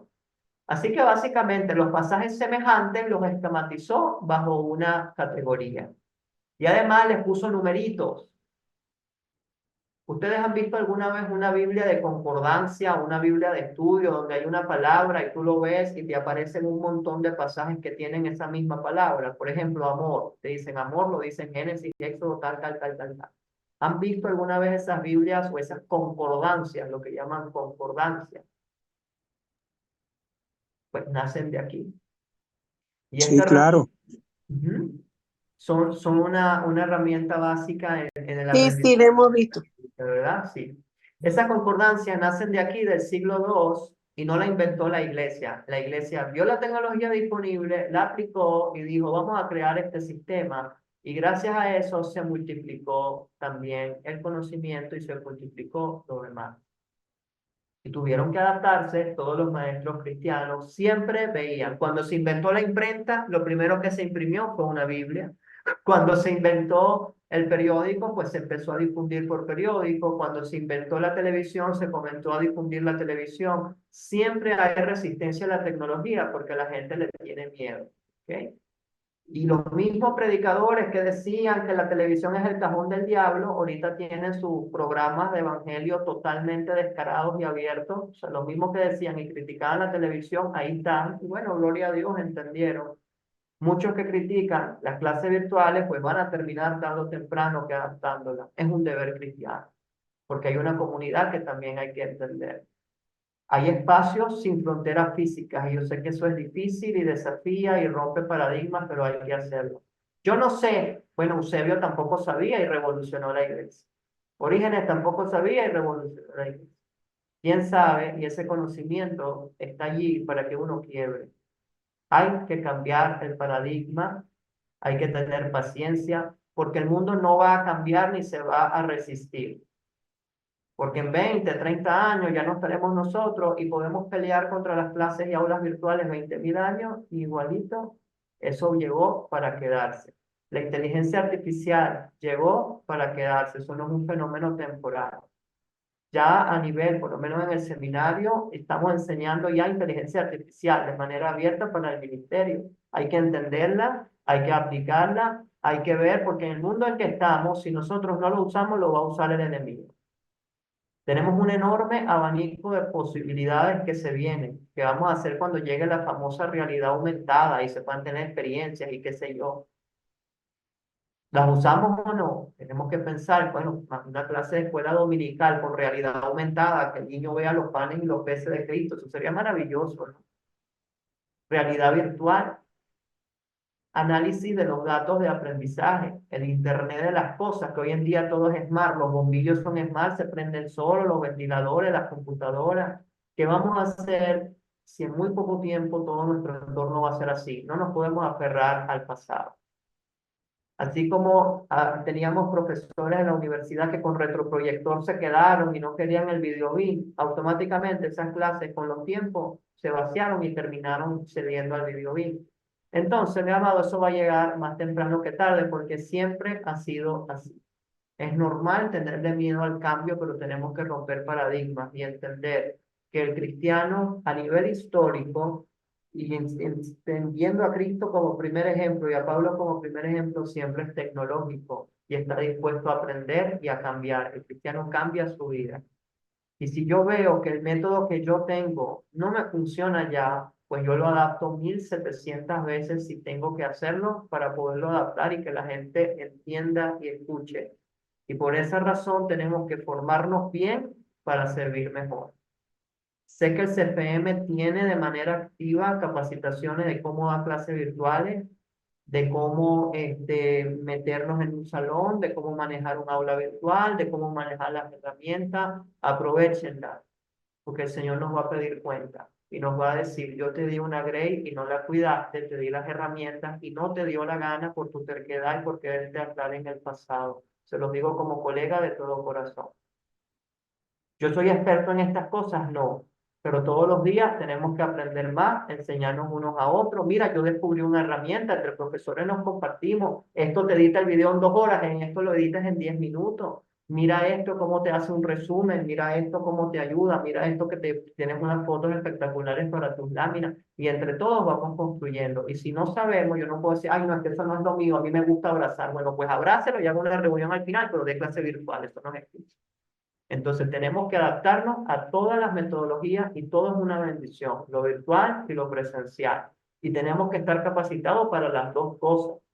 A mí me encantaría dar clase presencial, no las doy porque trabajo, ¿verdad? Pero si yo tuviera oportunidad las daría también porque tenemos que sabernos manejar, incluso oscilar entre ambos estilos.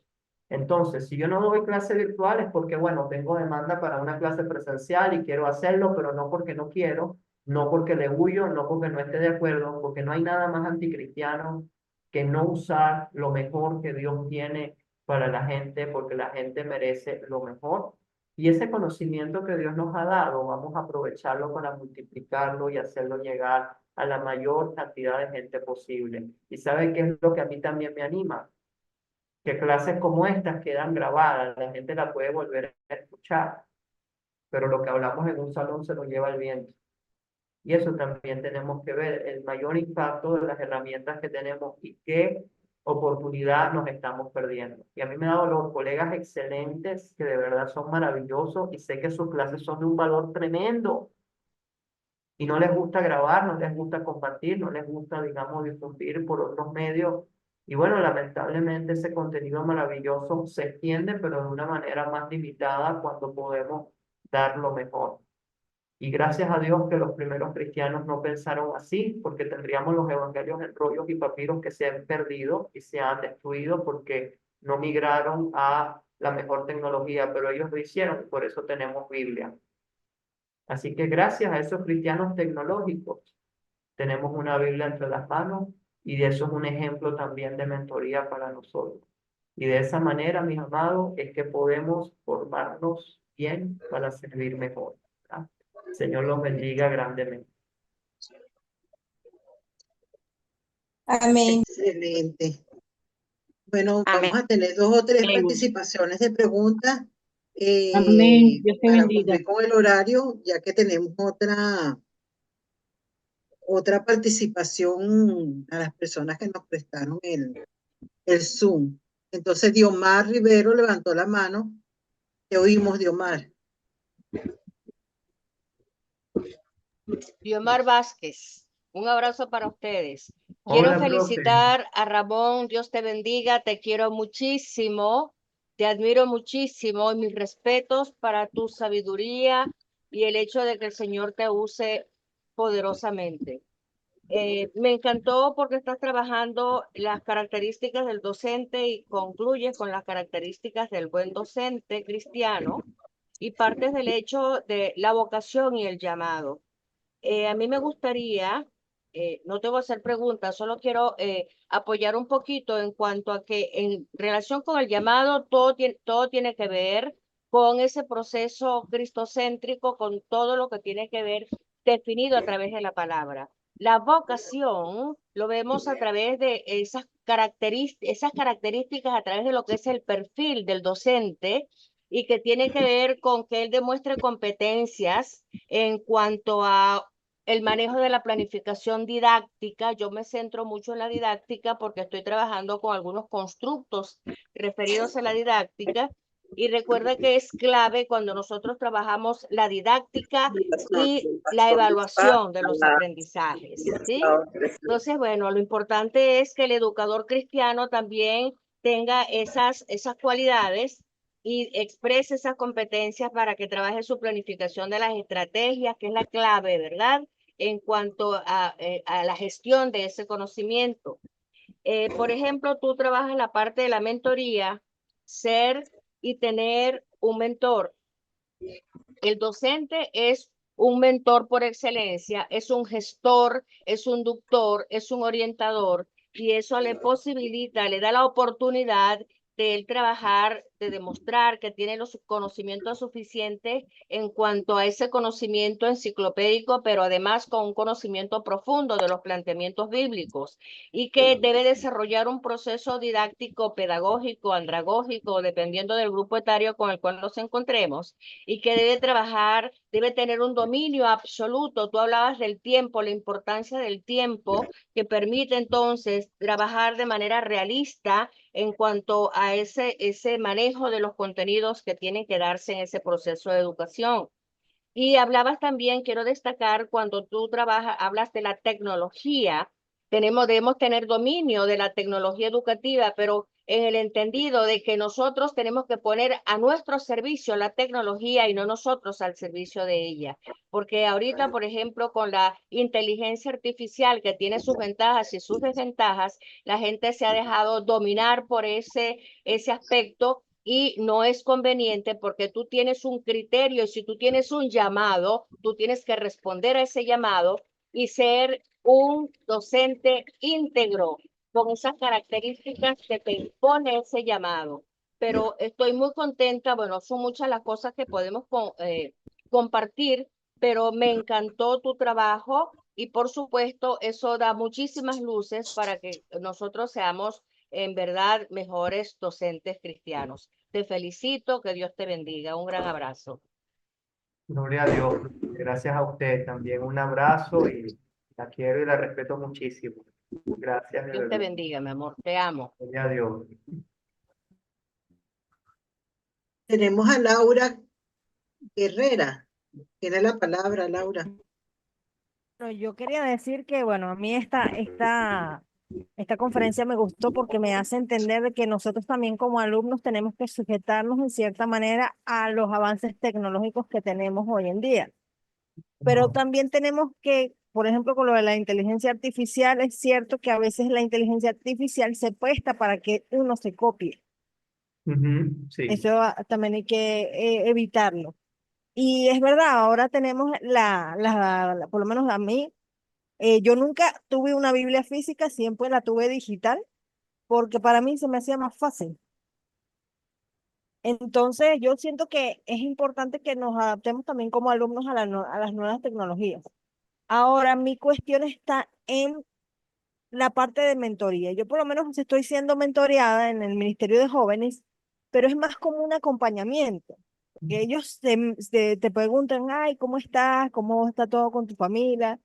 Entonces, ¿cómo uno puede llegar a ser un mentor o mentora que pueda ser capaz de mentorear a otros? siendo mentoreado también? Bueno, excelente pregunta. Hay muchísimos tipos de mentoría, ¿ok? Hay mentorías directas donde sí hay una formalidad y la mentoría existe si no es impuesta. Si, por ejemplo, te dicen, este va a ser tu mentor, pienso yo que eso no sirve, ¿ok? Porque tiene que haber una atracción natural. Porque como dijimos, lo similar atrae a lo similar. Entonces, si esa mentoría ha nacido de una manera natural o bien sea asignada por alguna razón, entonces eso va a fluir de una manera natural. Mentoría no es tener clase. Tomarte un café y conversar es mentorear. Ver cómo tú manejas esta cosa es mentorear. No son preguntas como si estuvieras manejando un proyecto de rutina, bueno, vamos a cumplir con las preguntas semanales. No sé si eso exista, ¿no? Estoy inventando.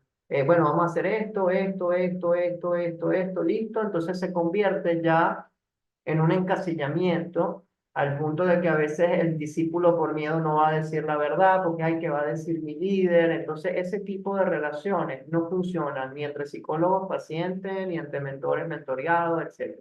La mentoría es multiforme, puede ser directa, puede ser indirecta, puede ser natural y espontánea. Y en mi opinión, lo natural, lo espontáneo es lo ideal, ¿ok? Lo informal muchas veces te va a enseñar más de lo formal. Entonces, qué maravilloso que dentro del Ministerio Juvenil tengas un mentor formal, eso me parece excelente. Sin embargo, yo recomendaría, no nada más sea, vamos a decir, como rutina, porque tenemos que hacer las preguntas de rutina. Te digo, no sé si eso es así, estoy hablando en general. Pero si es así, no es tan efectivo como, bueno, vamos a salir, vamos a conversar o una amistad natural donde puntualmente sí trates cosas. Sí puedes tener sesiones formales, claro que sí, pero las relaciones de mentoría tienen un fin definido a nivel temporal y también un fin en el sentido de un propósito. Si no hay un propósito definido, ¿qué es lo que te están enseñando? A tener paciencia, a más de la Biblia, a hacer algo, eso no es mentoría, eso es pregunta de rutina, ¿sí? La mentoría tiene que tener un propósito. Por ejemplo, si yo voy a clase de guitarra, el profesor me enseña guitarra, yo aprendo y mi objetivo es tocar la guitarra o llegar a un nivel, punto. Si yo tengo un mentor de inglés, bueno, mi objetivo es hablar, leer, etcétera. Pero yo no puedo decir que tengo un mentor que todas las semanas me va a hacer preguntas y hasta ahí llego, no. Pero ¿qué es lo que quiero aprender? La parte emocional, la parte bíblica, la parte teológica, de conocimiento. Si no hay un objetivo definido, reflexiónalo o reflexiónenlo y enfóquenlo a eso. Entonces, todo eso o sea, la mentoría va de la mano muchas veces con el liderazgo y eso es algo que también se da por atracción. Como te digo, lo que hablábamos, la ley de la atracción, que no es la ley de brujería esta, como dijimos, sino es que lo similar atrae a lo similar. Entonces, si te llevas bien con tu mentor y tu mentor se lleva bien contigo, eso va a caminar automáticamente. Solo que quizás a veces hace falta salir de la formalidad para que se pueda aprovechar mejor. No sé si queda un poquito más claro, mi hermana Laura. Sí, queda claro, porque yo tengo una mentora y yo fui la que la escogí. De hecho, fue Excelente. porque ya habíamos tenido una relación muy cercana, o sea, ya era algo Mm, natural. buenísimo. Eso va a funcionar porque hay atracción. O sea, cuando hablo de atracción es no, en el sentido de cariño, respeto, ¿verdad? Entonces siempre debe haber esa atracción. Si no hay atracción, la mentoría no sirve porque no vas a estar inspirada, no vas a querer aprender de la persona. Y ojo, es totalmente natural decir no hay atracción. O sea, eso pasa, a veces uno no hace feeling con la persona. Los psicólogos les gusta la palabra en francés rapport. Rapport es que te caiga bien y se lleven chévere, y eso no pasa con todo el mundo, ¿ok? No siempre está ese sentimiento y eso es natural. No somos monedita de oro nadie y es normal, pero si no hay esa madurez de decir, oye, esta relación no sirve, no vamos a hacer perder tiempo nosotros y hacérselo perder a los demás. Eso pasa muchas veces. Entonces, qué Excelente. bueno que la elegiste porque eso es un excelente indicador. Y a veces tenemos que ser lo suficiente humildes como para decir, Sí.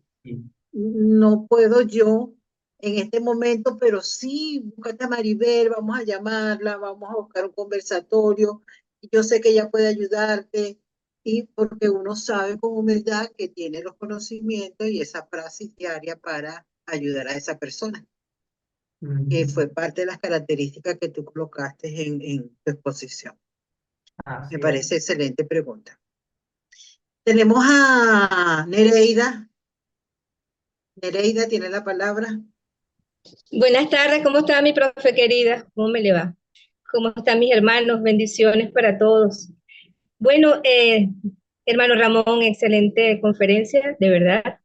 Y yo quisiera acotar algo con respecto a la inteligencia artificial.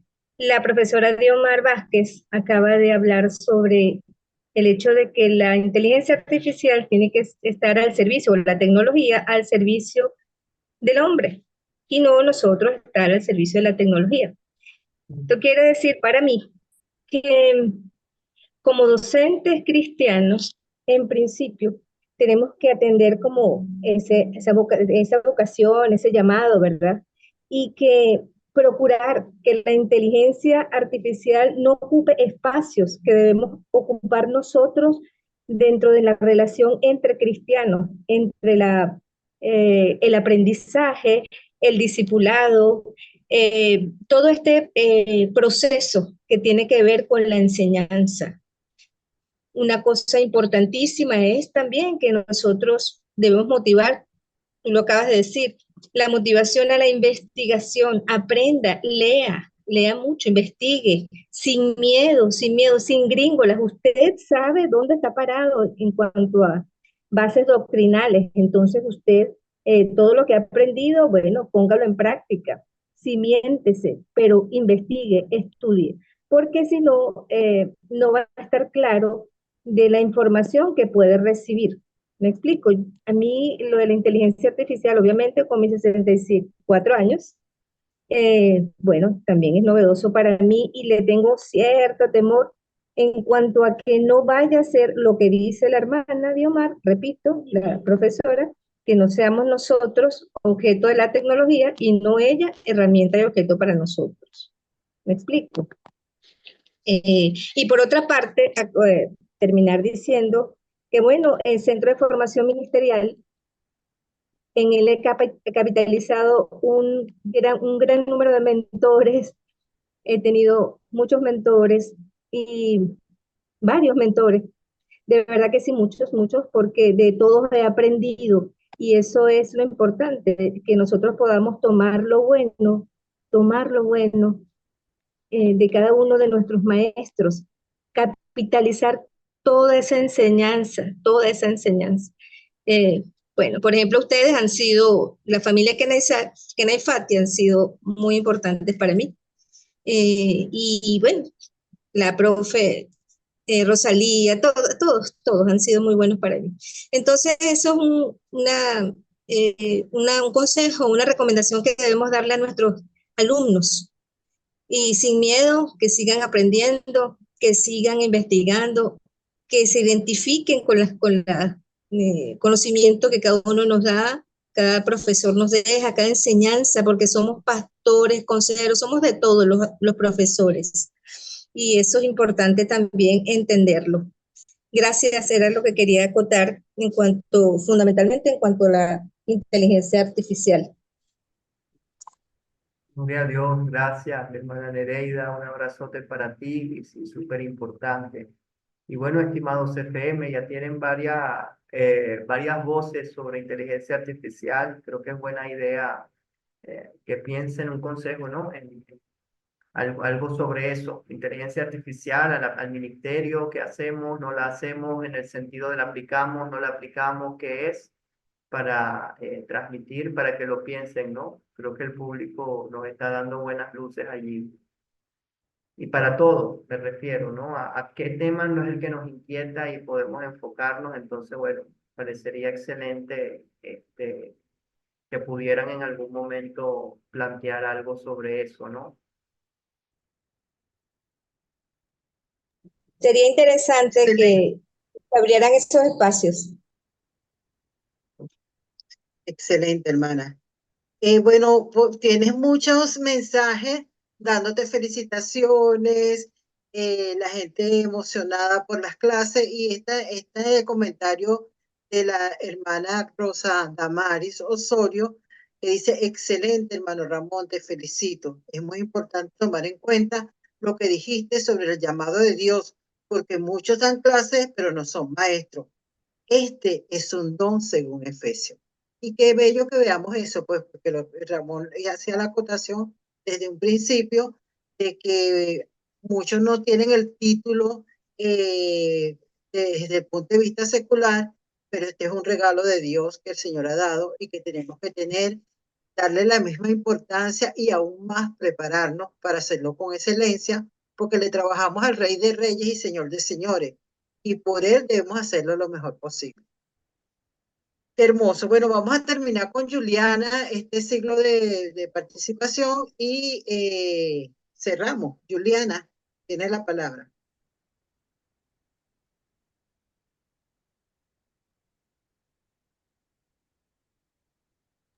Hola, buenas noches. ¿Me escuchan? Quería hacer dos preguntas. Bueno, básicamente pedir una recomendación, ¿no?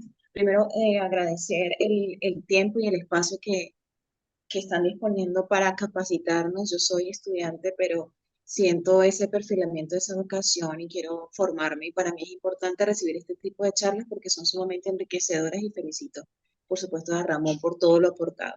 Es delicioso recibir sabiduría y de todo lo que pues, Dios nos da, compartirlo con total amor. Entonces eso se puede sentir.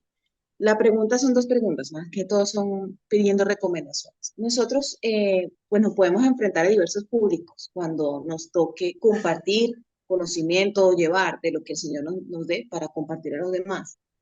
Pero todos los públicos no son iguales, no se adaptan a la tecnología. Es un desafío porque pues nos podemos encontrar con personas que manejan la tecnología y otros que se resisten por completo. En esos casos, no sé si les ha tocado ese desafío al conferencista. ¿Cómo manejarlo cuando en una misma aula de 30 personas tenemos a 20 personas que se adaptan a la tecnología, pero otros 10 que se resisten, que no están acostumbrados, que prefieren el papel, etcétera, etcétera? ¿Qué recomendaciones me puedes dar en ese sentido? Y la segunda pregunta es, hay un compromiso muy alto, pues me quedo con la charla con ese llamado al compromiso muy alto, una responsabilidad muy alta en cuanto a transmitir la enseñanza, ¿sí? ¿Qué recomendaciones me puedes dar particularmente justamente en ese sentido? ¿Por qué? Bueno, porque es saber que la responsabilidad de la enseñanza y de mentoría eso es 24/7 y cómo manejarlo con nuestra vida privada, con nuestro tiempo también personal. Esas son mis dos preguntas. Feliz noche. Ok, respecto a la primera pregunta, ¿qué hacemos si tenemos un público pro y contra tecnología? Para eso existe el modelo híbrido, ¿ok? El modelo híbrido se está planteando y cada vez más popular, maneja ambas cosas. Es una clase presencial, pero que se está transmitiendo al mismo tiempo también vía online. Ese es un modelo que es de prototipo, se ha aplicado en el Seminario Evangélico de Caracas con mucho éxito. No sé si en el Centro de Formación Ministerial alguna vez se ha aplicado, pero sí se puede manejar ambos públicos. Es importante que el docente sepa moverse tanto en virtual como en presencial, en ambas. Si el docente solo se mueve en virtual, está frito, igual que si solo se mueve en presencial, también está frito. Pero si sabes manejar ambas, vas a poder hacerlo por medio del modelo híbrido. Cada vez el modelo híbrido es más particular al punto de que ya algunas universidades, no cualquiera, estamos hablando de Harvard, MIT, las top del mundo, la Universidad de Leiden en Holanda, ya manejan sistemas virtuales que incluso son asincrónicos, es decir, hay contenidos grabados y la gente hace sus exámenes cuando quiere, a la hora que quiere, ve sus clases cuando quiere, presentan y de vez en cuando se reúnen en una conferencia y también hacen una reunión. Bueno, la universidad está en Nueva York, puedes viajar a Nueva York, vente, si no, te conectas vía virtual, ¿verdad? Entonces, esas, digamos, son las estrategias que tenemos. Desde un punto de vista de clases hoy en día, yo tengo alumnos que están en Maracaibo, que están en Miami, que están a veces en Londres, en París, que no les puedo exigir presencialidad, pero los que estamos por lo menos en Caracas, tratamos, así sea una vez en el semestre, en el final, o el seminario hace algo que se llama mini retiros, sé que también los hace el CFM, donde venimos y compartimos en presencial, Entonces, esa oportunidad, tratamos de conocernos ahí, establecer un nexo más allá de la pantalla. Entonces, sí lo puedes manejar por medio del modelo híbrido. La segunda pregunta, creo, no la recuerdo bien, es cómo manejamos el tiempo hoy en día, o sea, cómo gestionamos el tiempo junto con la mentoría. O si me la puedes repetir si no era esa, para estar claro. Sí, claro. Que sabemos que la labor de ser mentor es una labor 24/7, porque pues Sí. los estudiantes en cualquier momento tienen alguna necesidad y por ejemplo, en su caso que tiene estudiantes de otros países, si hay un cambio horario, etcétera, ¿cómo hacer, qué recomendaciones nos puede dar para mantener un equilibrio entre nuestra labor de mentorear, que es todo el tiempo, y las otras cosas con las que nosotros día a día también debemos atender?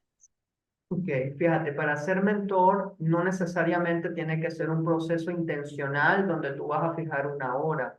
Yo no puedo vivir 24 horas pensando, estoy enseñando a la gente, estoy enseñando bien. O sea, no es la idea. Puedes tener, depende del tipo de mentoría. Como dijimos, hay mentorías formales. Si es una mentoría formal, por ejemplo, una clase es un estilo de mentoría formal. Nosotros nos vemos, por ejemplo, mi caso, Introducción a la Biblia es miércoles de 6 a 9, realmente es 8:30, muchas veces terminamos a las 9 por la densidad del contenido, ¿verdad? Son 3 horas. Y estas 3 horas son de mentoría hasta cierto punto, ¿ok? Y están definidas de una manera formal. La mentoría informal, cada vez que conversamos, cada vez que hablamos, cada vez que compartimos o nos reunimos, la estás haciendo. No tiene que consumir tiempo. Es algo que se puede dar automático. De hecho, aquí todos en este momento, por el hecho de estar conectados bajo el modelo de la mentoría, ya estamos siendo mentores. Porque si tienes a alguien en casa que te ve concentrado en algo del Señor, él está pensando, oye, mi esposa, mi mamá, mi abuela, mi compañera de cuarto, lo que sea, está interesada en esto. Aunque no lo internalice o lo racionalice, ya estás mentoreando. Entonces, yo creo que la mentoría, dependiendo del tipo que haya, si es directa o indirecta, nunca vas a tener el problema, porque si es directa, ya tú tienes tus sesiones. El ejemplo que daba Laura, creo que en el grupo de jóvenes se reúnen también de vez en cuando, de manera intencional, para poder hacer esa sesión de mentoría. Ya es un tiempo definido. Pero también fuera de ese momento ellos conversan y tienen sus tiempos de coinonía, etcétera, y eso también es mentorear. Entonces, la mentoría no tiene que ser una tortura, ¿ok? Y nadie va a ir al infierno porque no mentorió 2 minutos a alguien, ¿ok? Sino simplemente es un proceso espontáneo donde continuamente enseñamos y tú eres mentora en si llegas temprano o no a la clase, cómo te vistes, cómo hablas, cómo tratas a la gente, cómo manejas un desacuerdo. Entonces, no tienes que decir, bueno, acabo de hacer un ejemplo de cómo manejo un desacuerdo. No, no se tiene que hacer explícito. Simplemente al hacerlo, ya has enseñado, ya has plasmado. Y aunque uno crea que no, la gente lo absorbe y lo entiende absolutamente todo. Quienes se han formado con algún profesor particular, muchas veces sin darse cuenta, tienen esos rasgos, tienen esa chispa, esa esencia. Y es totalmente normal. O sea, si el profesor es ordenado y nos formamos con él, vamos a ser ordenados. No porque nos hayamos sentado en una mesa y él me explique que soy ordenado, sino simplemente porque yo veo que es ordenado, entiendo que es ordenado, absorbo y digo, yo quiero ser así y voy a ser así. Y esa es una forma también de mentoría. Y es interesantísimo. Entonces, sí recomiendo, hay muchos recursos buenos sobre mentoría como ciencia, como disciplina. Y justamente lo que nos enseña es los distintos tipos de mentoría que hay. Como vimos, hay mentores históricos, gente que falleció y ya no está y te enseña de alguna manera con su ejemplo registrado. Está el mentor contemporáneo, que es alguien que vive hoy en día, pero que yo no necesariamente tengo que conocer. Puede ser un predicador, puede ser alguien a distancia, puede ser alguien que yo quiera leer sus libros. Todas esas son formas válidas de mentoría.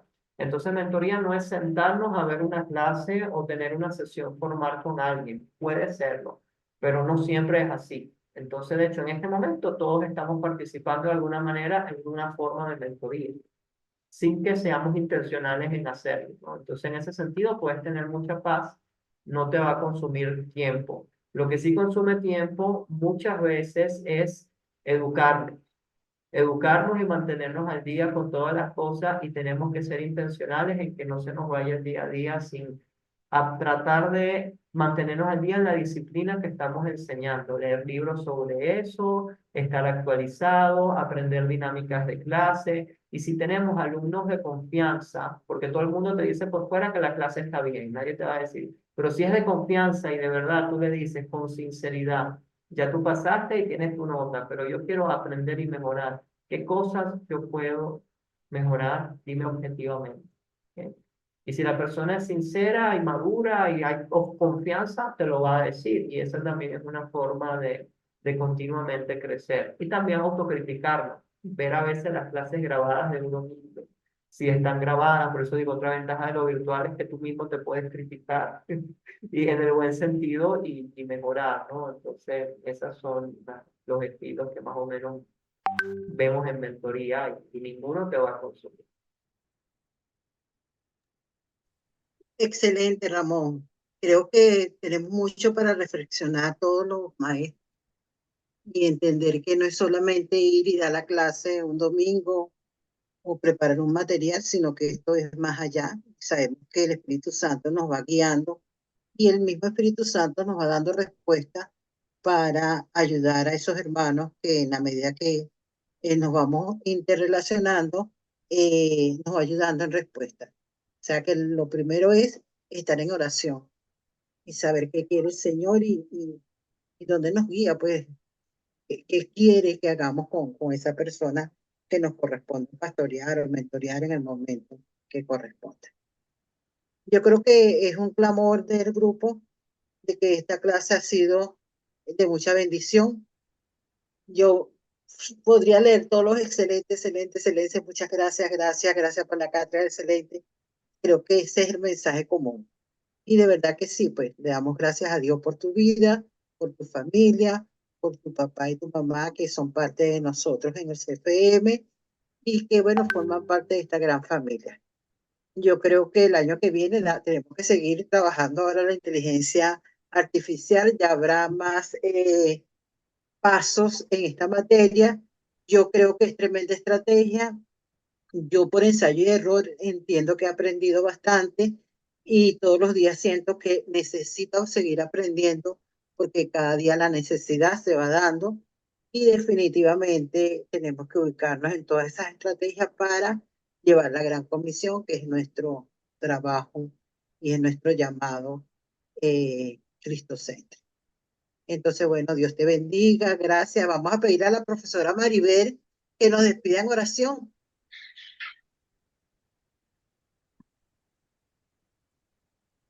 Maribel, ¿estás ahí? Aquí estoy. Sí. ¿Me oyen? Amén, amén. Amén, sí, te oímos muy Gracias. bien, Maribel. Gracias, hermano Kenarfati. Muy buena la clase de hoy. Hemos aprendido un poquito más. Toda la gloria para Dios. Gloria a Bendito Dios. Padre Dios Todopoderoso, te damos gracias por este tiempo, Señor. Te damos gracias, Padre Santo, porque a ti te ha placido enseñarnos a través de nuestro hermano. Gracias por todas estas herramientas que tenemos hoy, Señor, para seguir, Padre Santo, empleándolas para que podamos crecer y ayudar a crecer a tu pueblo, Señor, a todos los que buscan, Padre Santo, conocerte a ti, conocer tu palabra, caminar, Señor, conforme a tu voluntad. Te damos gracias, Padre, y queremos más. Queremos más de ti, Señor. Guíanos cada día, Espíritu Santo. Ayúdanos a emplear todas las herramientas que pones en nuestras manos para enseñar, Señor. También, Padre Santo, pone en nosotros el querer como el hacer para que seamos humildes y busquemos más de ti, aprender, Señor, para poder enseñar. Bendito Padre, te damos gracias por cada hermano aquí reunido. Te damos gracias por cada familia representada. Te damos gracias, Señor, por todos los alumnos que has puesto en nuestras manos, bendito Dios, por sus familias. Padre Santo, queremos una bendición plena para todos nosotros, para nuestros seres queridos, para que cada uno de nosotros, Señor, pueda ser sal en donde sea que estemos parados y podamos, Señor, quebrantar la corrupción, así como lo hace la sal, Señor, y tu palabra sea extendida a todo lugar donde estemos. Padre Santo, te damos gracias por este tiempo. Te ruego que nos bendigas y que sigas con cada uno de nosotros. Gracias por haber estado aquí reunido, así como lo dices en tu palabra, que en donde están 2 o 3. En tu nombre, allí tú estás. Gracias, Señor, en el nombre de Jesús. Amén, amén y amén. Mis queridos hermanos, Ramón, gracias por este tiempo. Yo les quiero hacer un pedido a los que todavía están acá, que me escuchan. Por favor, compartan lo que han oído, lo que han vivido, la importancia de que es formarse con sus otros compañeros, los que no estuvieron presentes, para ir nosotros siendo esa mentoría lateral. Quizás ustedes han despertado a la necesidad de la que Ramón nos ha hablado, pero quizás hay muchos que todavía no han sido sacudidos por esa verdad. Necesitamos ser portadores de la misma. Gracias, Ramón, eres bienvenido, Gracias. siempre bienvenido al CFM. Gracias. Dios te bendiga Gracias, y abrazos a Bendiciones. todos por tu casa. Gracias a ustedes por esta Abrazo. invitación, de verdad. Gracias. Bendiciones, besitos. Bendiciones Muchas mil. bendiciones a todos. Ama. Amén. Dios te Gracias, bendiga, Ramón. Ramón. Buenas noches, Saludos a buenas todos. noches, gracias. Gracias.